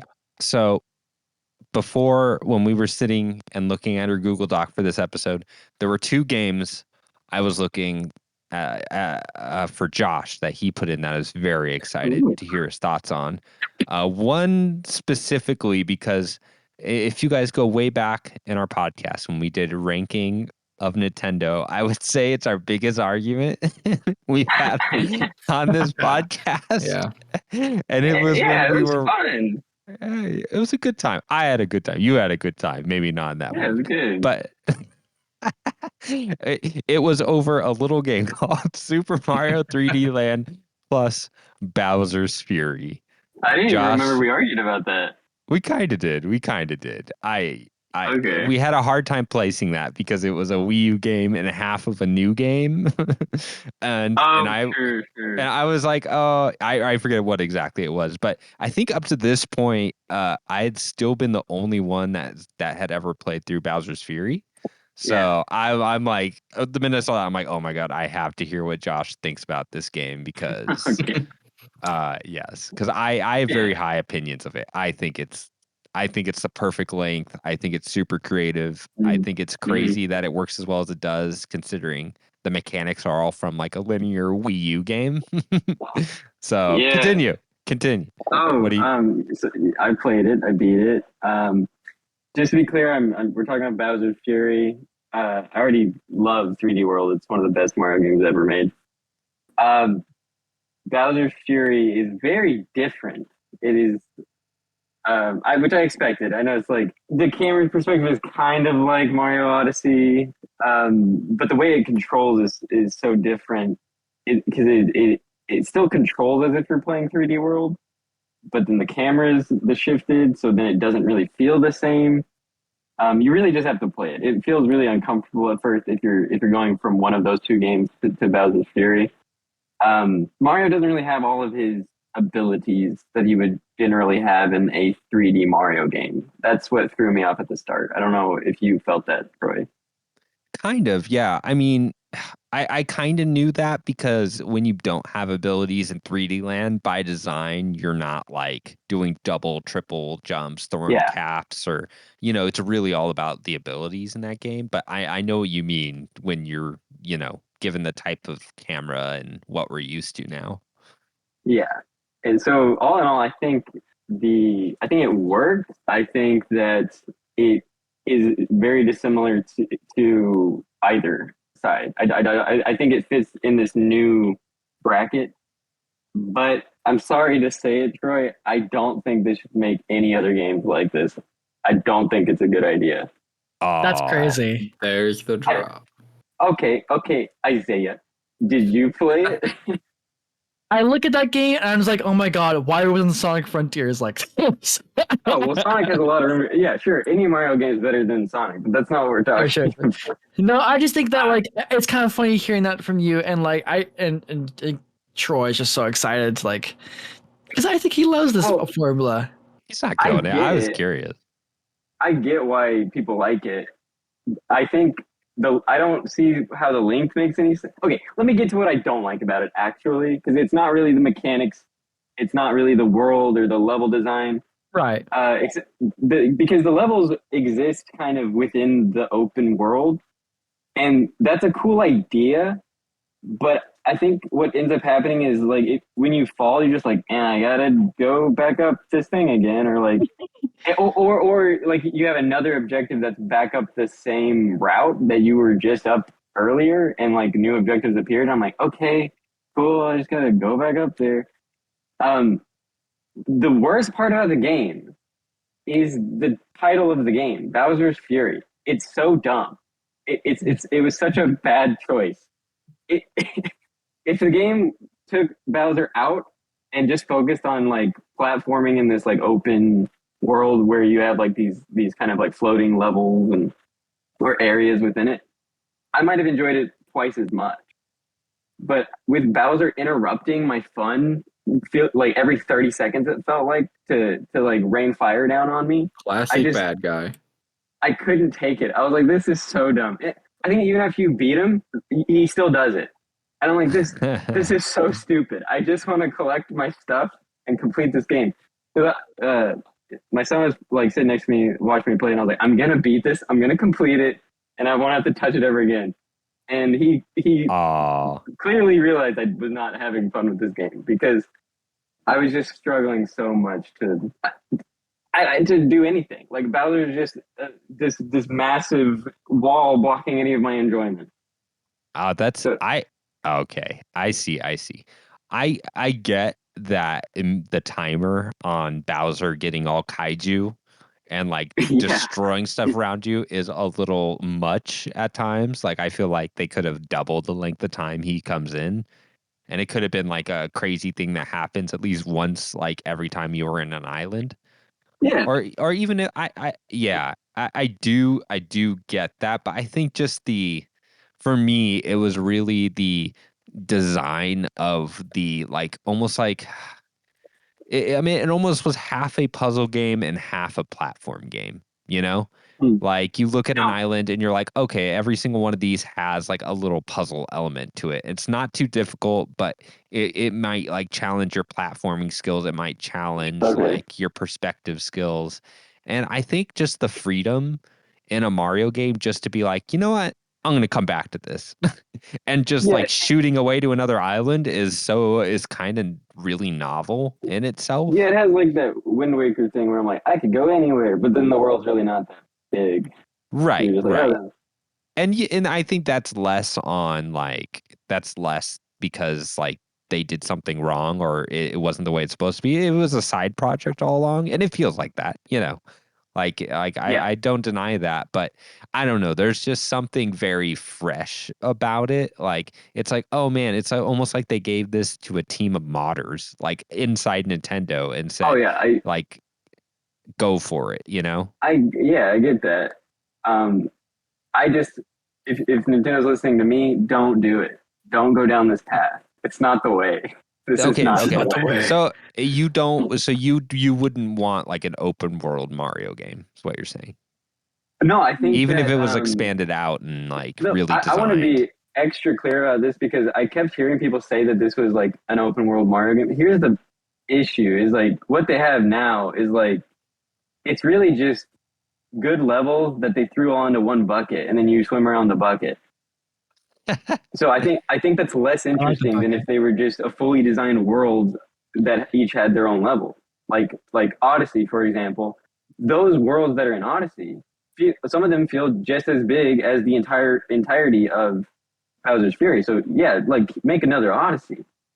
Yeah. Like don't give me another. I don't know. It is just it's a bucket. It's a bucket that you splash around in for a good 5 hours. Yeah. It's pretty 5 to 8 depending on like what you're doing, but probably around there. So would you say this is like your top 3 for you? Oh no way. No, it's really good. I mean I like it. I like it more obviously than you. I had a different experience with it, but I just think it's not just like the fact that you can like swim around and leave like areas and come back to it. I think that's novel in itself. It's more because also I think it was them playing like a lot of the areas had like a super vertical design in a way that you don't see in a lot of Mario games. A There's lot of there's a good amount verticality. of that. There's a good amount of that in Odyssey, but yeah, a lot of Take it back. verticality and yeah. But I don't know. I think I just enjoyed it a little more than you, but I also see it differently. I wouldn't even compare. It wouldn't even be a comparison between other Mario games because it's not that. It was never built to be Sure, that. It was but just yeah, an idea. I don't need it. I don't know. I could do a built out Mario thing that is truly not just a bucket and it is an open world. Instead of going to little islands, you're coming upon like crazier islands and the ways to get them can be really creative and Yeah, like, I'm sure with a larger team, Nintendo could convince me to enjoy oh it. yeah. Yeah, But There's yeah. my argument is against this game specifically. There's I a want free roam. Sorry, I go ahead. Go ahead. that moment you have Odyssey's been out long enough, so that moment you have the first time you jump into a mirror in Odyssey and all of a sudden you're like in a different world. And Yeah. you're like, holy crap, that's crazy. You know, I would want them to like do that, like expand on something like that, but like in an open world design where it's not just like, oh, that's fun. You just got like a little peek at like a future world in this mirror and then you jump back through and do what you're doing. I'd want that to be like, holy crap, like at the top of this map, I found this switch and you do this and it shoots you to like this island up here and there's this whole platforming section that you could miss. Like, like Yeah, take some of what Zelda is doing and throw it to Mario and I think playing as Mario around an open world would kind of be bad though. The only reason this worked in that regard is that you had Plessy. Because I think if you were jumping around as Mario, oh no that kind of like emptiness, you would be like, what am I doing? you would almost need to make a whole nother game on top of that where like the traversal is another like game in itself. Yeah, Like, I think that's where the struggle would be. Yeah. Like how does Mario move around this open world? Yeah, you don't want it to be like those stupid Unreal Engine games, that like Unreal Engine, Mario in the Unreal Engine 4, and it's just like an empty Yeah. environment where he's running, like you don't want that. I Sonic agree. Frontier. Yeah. Yeah. You don't want Fair. that. You don't want him just running empty space till you hit like what's supposed to be a big platforming area. You'd need to Yeah. put something in between that is just as good. And the thing is, I would trust Nintendo to do if they did go that direction for them to go all the way and do something good. So I get what you're saying. I do. I agree. If But they do it, I'll play it. either Please way, don't do I'm it. glad you played it. I'm glad I'm not like I'm not, I'm glad you enjoyed it. yeah. The I'm way it glad sounds at like, least someone else played it. and like from the gameplay I see in that game, it looks like it reminds me of like I always go back to this game because this is this is my own Mario. Like it's a hat in time. Like that free roam like level where you just go to 3-4 different islands. Like I look at that level and I look at like what was it, Bowser's Fury? Like just seeing how those two are conceptually similar. Like I love that. I love that in like 3D platforms. I like open zone like gameplay and Sonic wasn't the fucking first to do it. I don't know why they thought they were, but whatever. That it's just that I love that, and I want that not just for Sonic, but I like that in like any 3D platformer. I like the break the boundary of like, oh, this is a linear like little platformer for 3D, but like no man, like go crazy, go all out, go to these different places, different objectives, different like sights to see, and that's what I like about like a hand times like free roam level and stuff, and what it sounds like I would love Bowser's Fury like for that reason. Which But I also think Odyssey 2, if they made an Odyssey 2, could easily do that because that's kind of where they were moving. I think Odyssey. yeah, it looked like it when I played. Yeah. Fun Oh yeah, moving around that world. yeah. Odyssey could get like because Hand Time's very reminiscent of like Banjo and Kazooie, like the Well, also like the just like first Mario one. Sunshine. Mario Sunshine. Yes, like that era of 3D platformer, and I wouldn't want to go directly back to that. I'd want something in between. Yeah. But yeah, no, totally. But that is not the only Nintendo game that you've been playing, Josh. So let's do that. But to remind. Oh wait, I don't know if we were podcasting. This might have been the year before we podcasted, but this game was my game of the year.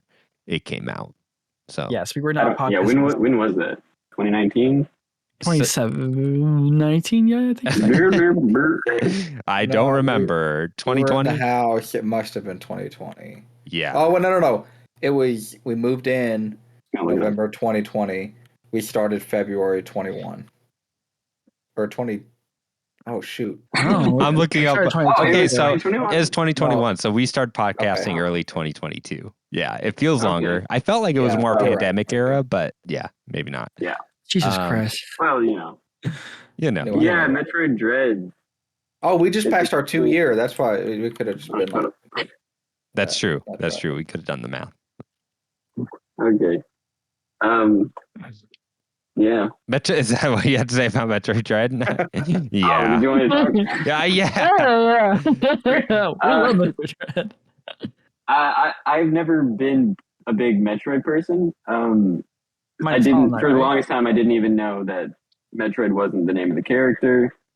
Amazing. I had a GameCube growing up. My older brothers had Metroid Prime, but I died every time I tried to play the first level, so I just stopped trying. I always thought Samus was a cool looking character in like Super Smash Bros. Melee and Brawl, but I was like, it's so hard to control that character. I'm not good with her. Just any other character will do. So yeah. I was always like, yeah, that's cool. I'm more into fantasy. I don't like space. So I had every reason not to play Metroid, but I finally played this Metroid game because I guess I have more time on my hands to do things that I don't like. Just kidding. Perfect. I liked this game, actually. I liked it more than Mario. I was having a rough time with Mario, and then I came directly off of that and started up Metroid Dread. I just don't have a lot of context. I played Hollow Knight. That was the first Metroidvania I think I completed. only going down from there. So yeah. That game is like one of my favorite games ever at this point. I know that's not an original take, it seems, with all the anticipation for the sequel. But I kind of played Metroid Dread because I wanted to play Prince of Persia: The Lost Crown, and I was like, well, I can't buy it right now because I'm not going to pay what they were asking because I think it was like 60, 50. I was like, no, I'm going to just play Metroid Dread because I already have it on the shelf. So I popped it in, and the first encounter with the dread of the game, the Emmy, was not scary at all. But I think that's because you see it a lot in the promotional material. Yeah. By the time you play the game, you're like, okay, well, that's how it works. And then you get to blast it after you like defeat a boss. It's very formulaic. Could I say that, Troy? Yeah, no. That's kind of like a Metroid thing. Yeah, like you're opening up maps, you're getting abilities. The next ability will get you through the next portion of the map, and you'll sometimes go back. Yeah. Like that's kind of the loop. Yeah. I think maybe that's where the negatives are for me. It never really opens up the way that Hollow Knight does. No. You feel very restricted the entire time. Like if you try, you can find secrets, but you have to really try. And I think that's really cool. I'm not saying they shouldn't have that, but there's not like any time where I felt like I could go explore over here. It's usually if I said that to myself, I ended up actually just progressing the game. I was like, oh, that's where I was supposed to be. Cool. Yeah. So it had a nice flow, and I never really felt lost. So I'll give them credit there. But it simultaneously, because of that, I never felt like I was exploring. Yeah. So I think that's kind of the downside. And I don't know what I prefer out of Metroid games because this is the only one I've played.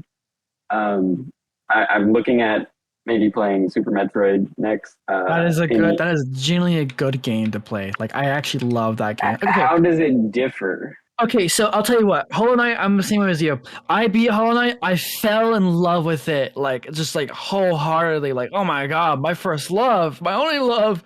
And I was like, wait, I actually like the idea of getting lost and just exploring off of that.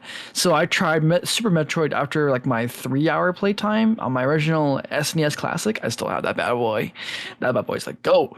And I was like, let me try it. And I got back into it. And after like, I think I played it for like 30 hours or like something like that. And like generally got the understanding of like how it works and like the mechanics of like wall jumping and like how it feels to slowly become a god in your own game, like I started to embrace that and love that when I got into Super Metroid. And honestly, I can't really describe it for you, Josh, besides saying a few words.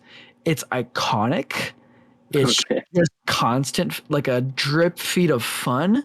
Like I'm being like hamster fed with a water bottle, like fun. and That sounds like fun to me. and I don't know, it's just like it makes sense why so many Metroidvanias exist when Super Metroid exists. When we were sitting with Troy in his house like originally like years ago, and he showed us the opening to Super Metroid.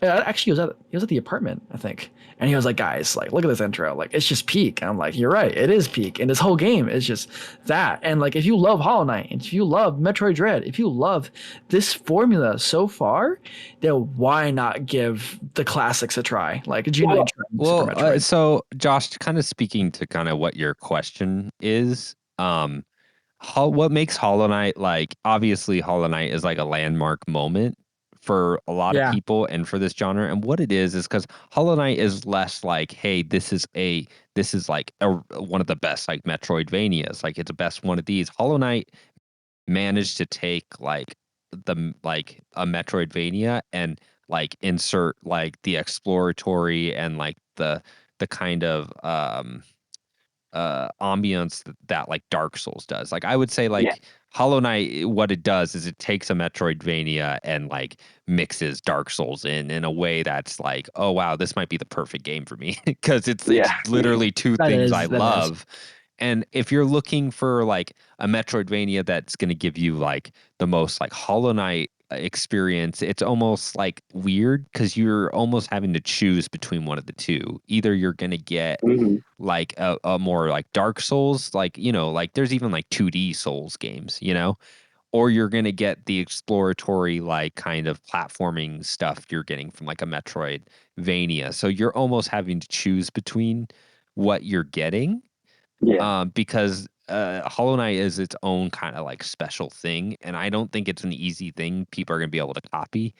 You know, it took forever to even get like a Souls like that like stands up to what From Software does, you know? And so I think you're gonna find that I think Metroid Dread is a good is a perfectly like great place to start with like your first like Metroid like Vania game. It But feels weirdly like, a linear lot as of it well. a lot of it, you know, it is linear. It is linear. With the thing you're going to get with other Metroidvanias is you're going to get something a lot like you played in Metroid Dread, but it's going to have like more RPG mechanics. You know, numbers will go off. You'll have more equipment, and that's a direction you can go. But what I'll say about Metroid Dread specifically, just I know it's kind of hard to talk about it, like you said, Josh, out of context with like of the genre and of Metroid. You know, I will say Metroid Dread's definitely special in that it doesn't feel like a Nintendo game in a lot of ways. Like Yeah, it kind of almost isn't too, it right? almost isn't. Yeah, and Yeah. that's what's kind of cool about it. Like it's not afraid to actually like get difficult, which is interesting. Like Mhm. um, you know, combat wise, there are a few combat like places in combat that are pretty rough in that. But Some of the what I would bosses say, are tricky. Yeah. yeah, The little enemies, they're like laughable though. Like, instead of going to like what I would suggest to you if you want like, hey, I want to maybe like try another see you if you want to like see like, okay, I played Metro Dread, I liked it. I need to like play maybe a few more of these to see if it's my thing. You know, I would suggest instead of going to Super oh, Metroid, because Metro Dread is kind of like a really good like amalgamation of what the Metroidvania genre is. You know, it's Yeah. like a yeah. really pure one of those. You That's know, a good way to put it. Yeah. I'm sorry. it's almost like a Super Metroid on crack. Like it's not doing so much more, but it's still doing like a lot of cool stuff, the modern Yeah. Yeah. stuff. Um, but oh, my cats are fighting. Actually, really Um, quick, I want to but I want to I will say, sorry, one Okay. last thing, Isaiah. Go ahead. I Go was ahead. just gonna end. If I was just saying, I probably wouldn't go to Metroid Super Metroid right away. I think that's really important for its like historical significance. But I might Okay. go the way of like I might try Ori, because Ori and the Blind Forest is like, Oh, hey, yeah. what if you took a platformer and made it into a Metroidvania? What if I told you I hate the way that game feels to play? Oh, then there you go. But like some of my favorites, like I do like Ori and the Blind Forest. I do like I told you guys about Monster Boy. Honestly, Yes, you love Monster Monster Boy. Boy and the Hey, I was on board for playing it. For the Monster record. Boy is I maybe the am. closest thing you can get to getting some of that Hollow Knight goodness. It's not as revered and it doesn't do it as like masterfully, like Yeah. the atmosphere and stuff, but it's still like really cool and good and exploratory. And I think it'll give you more of that than you would have thought. And I think you was out of everyone in the podcast, I think would explore it, or would enjoy its like the art design and stuff. I don't know why. It just screams like Josh would like this game, but It I could does be look wrong. like a game I'd like. Yeah. I would say maybe that might be the next one to do. Not just because I want someone to play it, but Yeah, but it's I definitely also fine. just think like just hearing what you're saying, I think that's a little more in your direction. So yeah. Okay. I want to ask one more time, like not even one more time. I want to like get. I want to hear what you say. What you said one more time. Like hear what you said. What was the question when you asked me about like Super Metroid? I want to like refresher on that to understand, like, because I feel like I might have like misled you with my answer based off what Troy's saying. I don't really remember my question about Super Metroid. You were just saying, Replay should that. I play it? Should I play it? That should be like the next game I play, or like, is it more of the same? Is it like a lot Oh, like Metroid Dread? yeah. How does it And I would say compare, it's basically? almost like a stripped down version of Metroid Dread, because Metroid Dread Okay. was like a very it's great. I love that game, but I love it Yeah, because it is so pure. Like there's not like Yeah. 1,000 menus. There's not like RPG elements all over the place. It's just it's very straightforward and it's yeah. very like combat oriented. Like I like that last boss is amazing. Like It's it's peak. I love the way that last boss plays out, you know? And there's so many phases to like enjoy. Like if you feel like Oh yeah. you were like not having enough already, bet here's some more. He's gonna rip off his freaking wings, dude. It's one of It's those bosses where you'll die and die until you get the pattern and then you're just like, "Oh, I just did a uh, no hit run for it was my so cool. defeat." Yeah. Yeah. Felt like I will outside say, of that boss, there was like nothing else in the game as far as bosses. There was like maybe two that were decent, and then there was yeah, just a lot of repetitive, like, oh, copy paste, copy paste. I'm like, come on, why am I Yeah, fighting these and bosses again, over and yeah, over that's again? like, you go back to Super Metroid, you're not going to get like, 20 different bosses with very different mechanics Yeah, and just make a shorter game. designs. It's, yeah. yeah. But I I will say like Troy put it really well with like how like he identified like what you love about Hollow Knight, which is obviously like in that Souls aspect, but also just how it plays in general, and like I like that. But the reason why I recommend Super Metroid so wholeheartedly is because my reasons of loving Hollow Knight is similar, but I really just like that core, like what makes a Metroidvania. And if you feel like you're okay with like all those things you mentioned, yes, do give Super Metroid a try, but like you should also listen to like him with like Monster Boy. And you didn't like Ori, and that's kind of sucks. I liked Ori, I thought it was cool, but yeah, you should. I think if you loved Hollow Knight, I think you should still try Super Metroid. Like just give it like 5 hours, give it 3 hours. sure. Yeah, Yeah, yeah. And there, like I said, there's so many ways you could go with that. Like a lot of like Hollow Knight's core, like I mean, like Hollow Knight's thing is like you like whips, you like swords, play some Castlevania, Yeah, post Symphony of the Night. There's just so many different games. Like you could play Guacamelee, you could play that's true. like Yeah. there's just a lot of those type of games. But yeah, I would go more like, okay, like this game's a lot more different than this one, just because there's so Or many. Mm, you wait for Silk Song, like I am. I'll be waiting along. No, play Monster Boy. But all right. Uh, uh, Very cool, very cool. I'm glad you got a chance to play it then, because yeah, Yeah, the game's Me really too. good. this Yeah, game's it's awesome. very, like I said, it's just a very pure game. Like there's not much distracting. Yeah. You don't get lost, and I actually really love the sound design of it. Oh, it's so Like sick. the weird robot like ordering you around, the way the Emmys sound, the cutscenes even before traveling I love and David. stuff. He's so Like, cool. whew, that game has a really cool art style, and yeah, all the The audio Switch was on design is great. a more powerful system. Would be nice. Yeah, right. Yeah. Well, I guess there are ways you can do that with your new Yeah, that's PC. true. All right. So we got one more game to talk about, and Do we? I would say, yeah, I would say kind of took the internet over by storm, like the gaming base for sure. Yeah, dude. And that is Helldivers. Helldivers 2 specifically. I'll be leaving Yeah. now. Yeah, which is funny that I've not played Helldivers 2 because I played 20 hours of Helldivers 1 and felt like no one remembered that game until I saw a trailer for this. I'm like, oh, Helldivers 2, I wow, always all right. wanted to play the first. I just never I didn't have friends at the time. I was Yeah. alone and lonely and miserable. I would say Helldivers 1 to 2 is very much like a Risk of Rain 1 to 2 sort of vibe. But even Risk of Rain was like better, was talked about more and better recognized than the original Helldivers. So yeah, this is so weird. It's weird that it got so big. But I have not played Helldivers 2, so I'm gonna let you guys take it. Democracy. Well, I think after playing Helldivers 2, it totally makes sense why it's blowing up. It is such a good. I can't think of a co-op game that I've had this much fun with in a long time. It's simple, like the objective is so clear. You either land on a bug planet or you land on a robot planet, and you have depending on what planet you go to and what area of the planet you decide to land at, you have different objectives, and there's just this weird synergy that everybody brings with the game. And like most of the time I play with people I know, but every now and then I will jump in and play a couple rounds with like random people.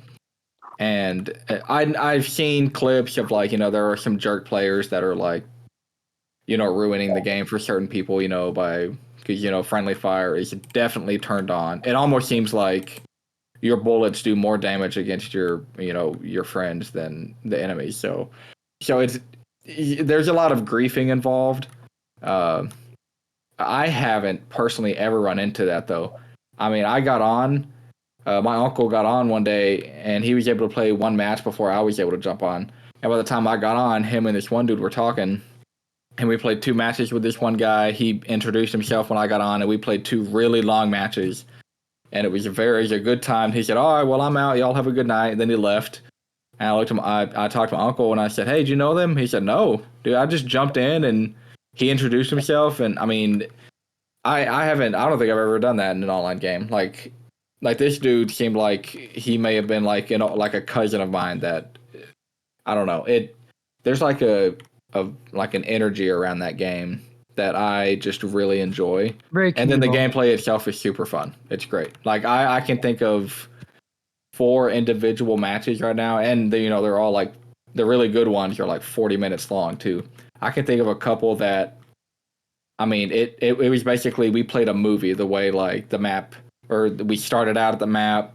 We got surrounded. We were able to finish one of the 2 objectives, but to get to the second objective, we had to go all the way across this like mountain range over the river, and all of a sudden 2 bile titans, the big bugs, jump up on us, and then it like heart pounding the whole time. And I don't come across that very often. Helldivers is special, and I actually haven't played it too much in the past like 2 weeks, and I feel like I'm fiending to go back to it. Like I need it. It is special because I can't really think of much games that like has a building story that is like affected by the player's choice, not just by like one, but like everyone who does this, who helps them fight on this planet. You go on social media, you look at the tag of Helldivers, you'll find people like posting clips, and someone would tweet like, hey, we need help on this planet. We're having a lot of trouble with like keeping it like not from being like exterminated. We need to liberate as soon as possible. And we're like, all right, everyone hop on. And we do it in like 3 hours. Like it's very cool. It's very, how do you say, like it has a strong community. There's a sense of family with it. It's weird.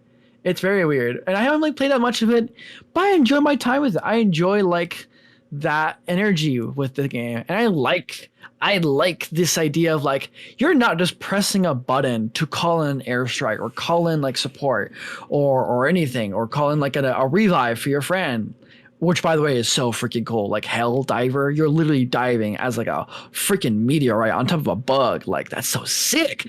But like you do like a little like input, like a little like shuriken input in your little like wrist like a Yeah, gadget. the stratagems. That's what they Thank call 'em. you. Yeah, Yeah. that's so fun. It's interactable. It makes this idea of like you're giving a lot of what's the word? Where like you're doing that weird sparky thing with the people's brain and their fingers. A lot of sense. What's the word? Yeah. It's tantalizing. You kind of giving them something to mess with their butt with their fingers with. It's it's just so fun and it's like a simple thing that they did, but like makes it more immersive for like the player. Feel like a true hell diver. Like it's cool. And like the tutorial's hilarious. The game's like humor and writing, it's there. Like Yuri Lowenthal is one of the like bass voices for the Helldivers.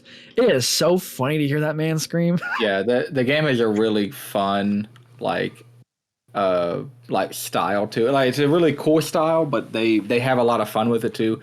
Like whenever like the little bit of a loading screen that you get whenever your hell pod launches from the ship and you're launching into the onto the planet, the music is really like intense and patriotic. There's like little notes at the bottom of the screen, and they're always so stupid. Like like whenever you're hovering over a planet on your ship, looking out over the planet, you can see all the other players' like warships with you, like in real time. So if you're at a really popular planet, there's going to be ships everywhere. And every now and then you can start to see one that kind of like explodes, or like smoke is coming off, and it slowly starts to crash into the planet.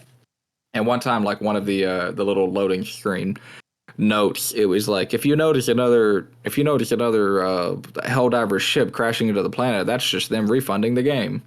And like just That's crap like that, hilarious. that's all over the game, and it's enough to keep me entertained. Yeah, And it's really cool. Yeah, I that stuff's like it. cool. And, even as someone who's not played, like, I can see the impact and how much, like, obviously I've been watching the clips. I've been seeing what people have been saying about it and just seeing that, like, like you said, there's something about, I think there was something about, like, the PS3 and 360 era when most people started playing online. Like, that's kind of where the era people made their online friends, Yeah, And I don't think it's been the same past that because who keeps their, post post that era, like who's keeping their mic on and talking to randos? Like that doesn't happen. yeah. You just kind of found the friends you have either in person or online, and you kind of roll with that for years, it feels like. And it's cool that there's still games out there where people are like making a community or making friends. And yeah, I think that's neat. And I think the lineage of this game is really interesting too, because I played the original game. It was called Magica. I don't know if you guys knew this, but it was like a 4-person twin stick shooter where you had to do the input commands. You know how you got in Helldivers, you were doing those like input commands to call in Mhm. strikes and revives. That's how you did your spells in that game. and Oh, okay. and and the team damage was always there. Like that was the kind of the humor in it, is that you would input these spells and all of a sudden you'd blow up your like your other teammate, and you're trying to do these inputs while surrounded. And so yeah, that just like kind of the lineage of Helldivers 2 has been there all along, and it's crazy to see them blow up because that game, I'm looking right now, Magica came out in 2011. Oh, wow. Like that game's old. Um, Yeah. And I even had no idea that was Helldivers. the same company that made Magica. I Yep. always wanted to play Magica. Never. Again, I was alone. Moving on. Yeah, and a lot of the mechanics and stuff from Helldivers 2 were in Helldivers, like proning and revives. It's just a whole nother it's just a whole nother level to have it in third person, all in like 3D in front of you and grandiose, and seeing like one of your friends get blown up in front of you or something. Like that stuff's all really cool. So I am, again, I think it just came out when Final Fantasy Rebirth came out for me, and that kind of If anyone knows me, that's what's kind of overrode it. But everything I've seen on it is really cool. But the So word is stimulating, not tantalizing. I'm sorry. I figured out the word was stimulating. stimulating. It feels stimulating to play that game. Yeah. But yeah, no, cool. I think that I mean, if they keep updating it and supporting it, like this could be a game people could be playing, for years until like a Helldivers 3 comes out, It seems that big. It is one of those crazy games that came out of nowhere. Because the thing is, I watched there were a ton of trailers for Helldivers 2 pre-release, and I don't They're feel awesome. like I mean, yeah, I guess, but I didn't feel like anyone was freaking out yet, Right, me neither, right? For more for me, it was just like weird. They're making a sequel to Helldivers. Like, I feel like barely anyone played that, Like, and I thought it was cool, but yeah. So very good. All right. So if that's it, before we go, Izayah, Goddamn right. you have a game that's not quite out yet that you want to talk about. So, boys, recently I finally discovered the joy and overall the door to opportunities that beta testing and early access brings. And that was with Lethal Company's version 50. I learned that it had a whole beta mode, and I was like, that's so freaking cool. They're playing the game, the new version early, and they get to input their own ideas and like their own critiques on the just the monsters and stuff like that. I want to try that. It's like all my friends and Colton download it. And we loved it. It was so cool. It's a simple like here allow open beta testing for my file and like boom done, and now I can play the latest version of one of my favorite multiplayer games. Then yesterday, April 17th, we get the biggest random drop that Hades 2 is having a technical demo before the early access releases in about a month or two. So that they make sure the game is operating correctly and functions before the release early access. And the developers did an entire 3-hour live stream showcasing the few runs of Hades 2. And just a few 5 runs I watched them play last night and this morning before work. So excited! Okay, your mic. okay. Hades was a joy. I love Hades. Troy, you love Hades. Josh, I think you like Hades. You sounded like the most excited fly in the world. I don't know that. It was such a cool game from Supergiant Games, and like it was just an awesome roguelike. And now this game's coming out, and now they're doing more. I would say one of the best games of the last 5 years by a long shot. Yeah. Genuinely. And this game was like, all right, how do you build off of Hades? Oh, easy. Let's just make every button that you pressed originally, hold it down for a mega version, add magic, add a new character who is completely built off the family of Hades, of Zagreus, and then say, hey guys, you remember the past of Hades was pretty crazy and you don't really get to know much about it? Guess what? It caught up with him. We don't know what happened to Zagreus. We don't know what happened to the mom. We don't know what happened to the Hades. All we know is that the gods of Olympus are fucking pissed. And Melania, I don't know, the sister of Zagreus, new sibling, just dropped, is out for blood for the god Kronos. Everyone, every god you knew originally, guess what? They're beefed up for war. Titan, thank you. Yeah, the god of time, the Titan of time, right? That's time. That's like it's time. Yeah, still, it's so cool. And like the whole basis of that time does not stop. Like they're in between of like the overworld and the underworld called the Crossroads. And the sister has been like practicing all her life to overthrow the Titan.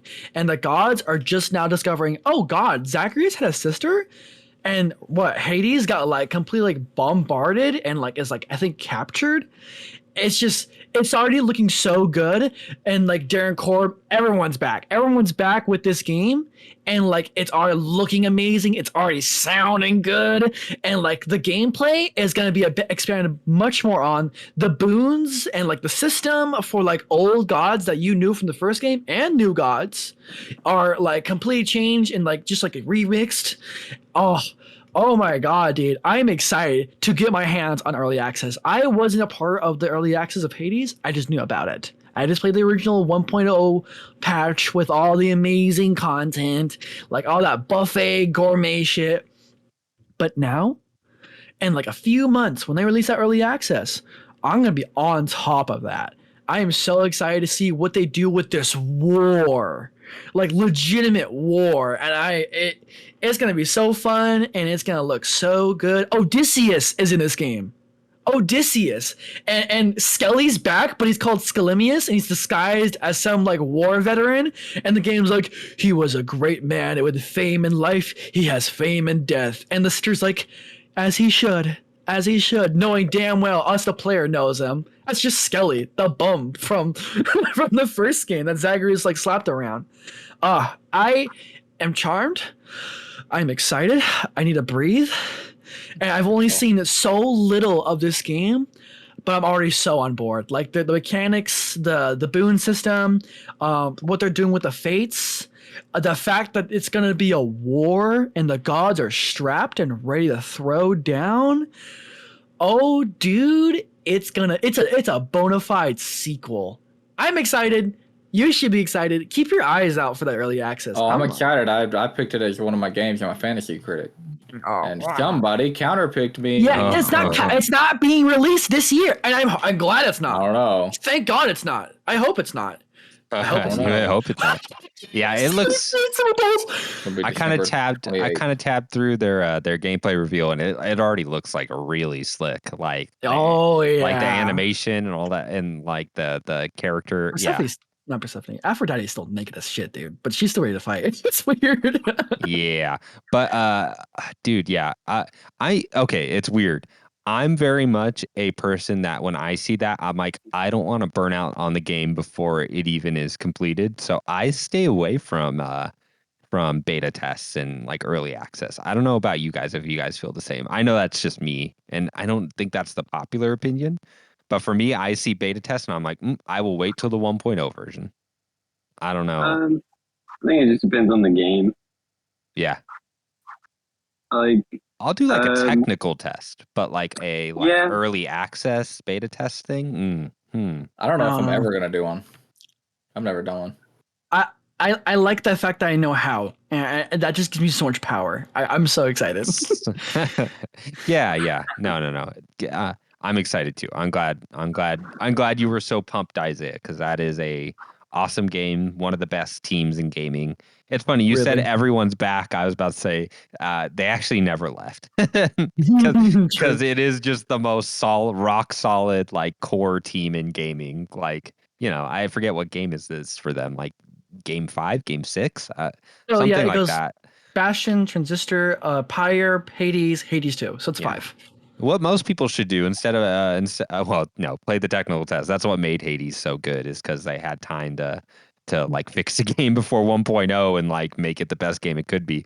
But if you're looking for something, Pyre I feel like is the game that most people skipped and don't realize how friggin' amazing I have it is. I need to play it more. It's just it's just like fantasy basketball. I'm excited. Fantasy basketball, but also in a revolutionary war. In the afterlife? Yeah, no. There's worms. Pyre's great. Yes. So, but cool. Looking forward to that. But I just want to thank you, gentlemen, for joining me after all this time with all your games. For those listening, if you felt like this was a long podcast where we had a lot, we cut.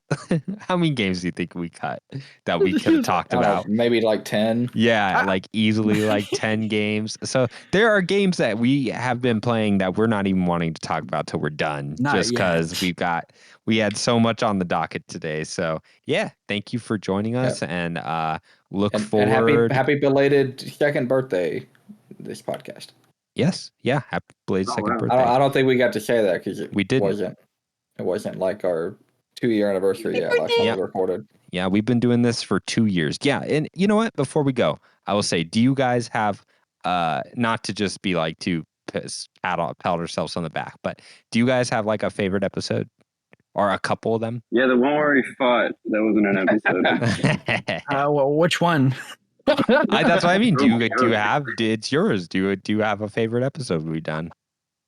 I would either I really liked our inside episode. That was really good. Yeah. And Izayah did a I really liked good that job. one a lot. Yeah.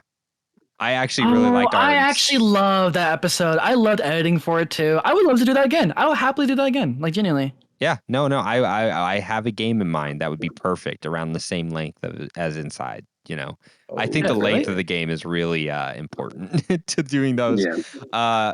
Speaking of Asura's Inside, Wrath. I really enjoyed. No, but that would be fun. But I really enjoyed doing Enslaved, where me and Colton forced ourselves to Enslaved was fun play a too. now Yeah.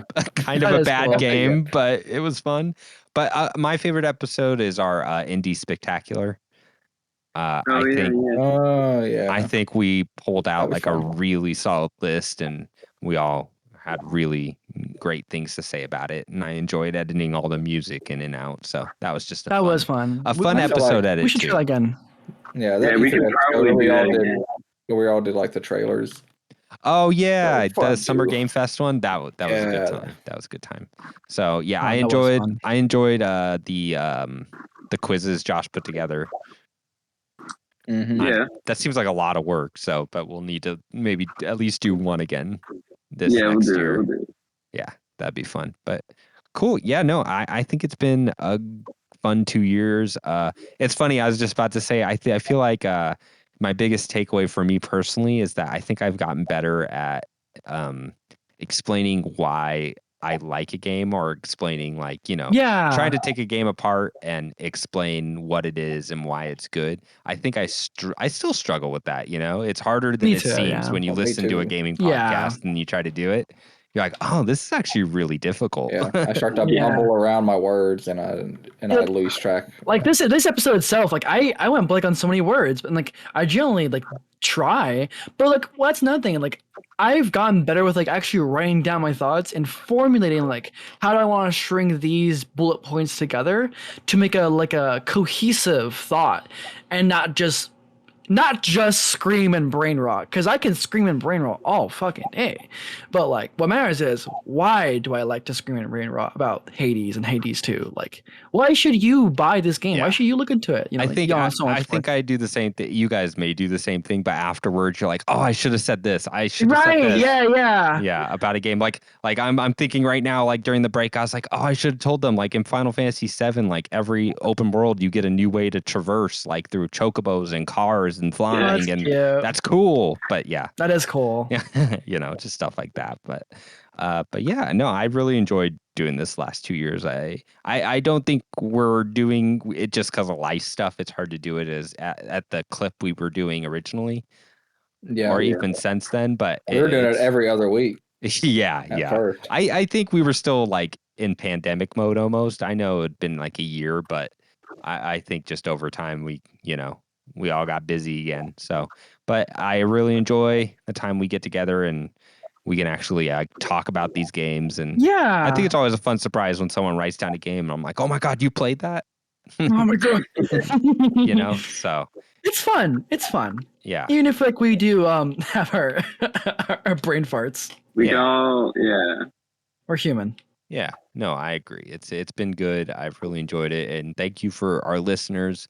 We constantly get more listens than I think. Not that I think we should, but then I thought we would. Right. Yeah. Our So expectations. yeah. So it's always fun to look at those numbers and be like, wow, I don't even have this much family and friends. So I guess maybe it's one of So somebody out there, is a someone out stranger. there is doing it. Yeah, maybe all those bots I hired to. But yeah, no. In the warehouse, all a bunch of iPhones strapped to machine. But yeah, I mean, I personally don't have any intention of stopping anytime soon. Even if we need, No. even if we do it a little less at a faster clip, we do it when we can, and I just will continue to enjoy talking with you guys and going over games. So cool. No problem. Yeah, no worries. But yeah, 2 years, yay. Hooray. I'll throw in More effects. Hades. I'll throw in effects then. I'll do like the gunshot sounds. Like yeah, Good. Yeah. Hey, dude, Troy. Do you think we'll get Silk Song before we get to our next anniversary? Dude, that's 50-50. I don't know. I could totally see us being here next April and not having Silk Song, but it's totally plausible that we could. So I don't know, dude. I wouldn't die on that hill. I wouldn't want to make that bet. I just opt out. I opt out. But it's soon. It got rated. It's gonna happen. Yes, It's gonna happen. It's gonna happen. So, all right, listeners. Hopefully, hopefully the next episode won't be as long. That Silk Song's already out. But we'll see you next time. And thanks for listening. Bye. Bye.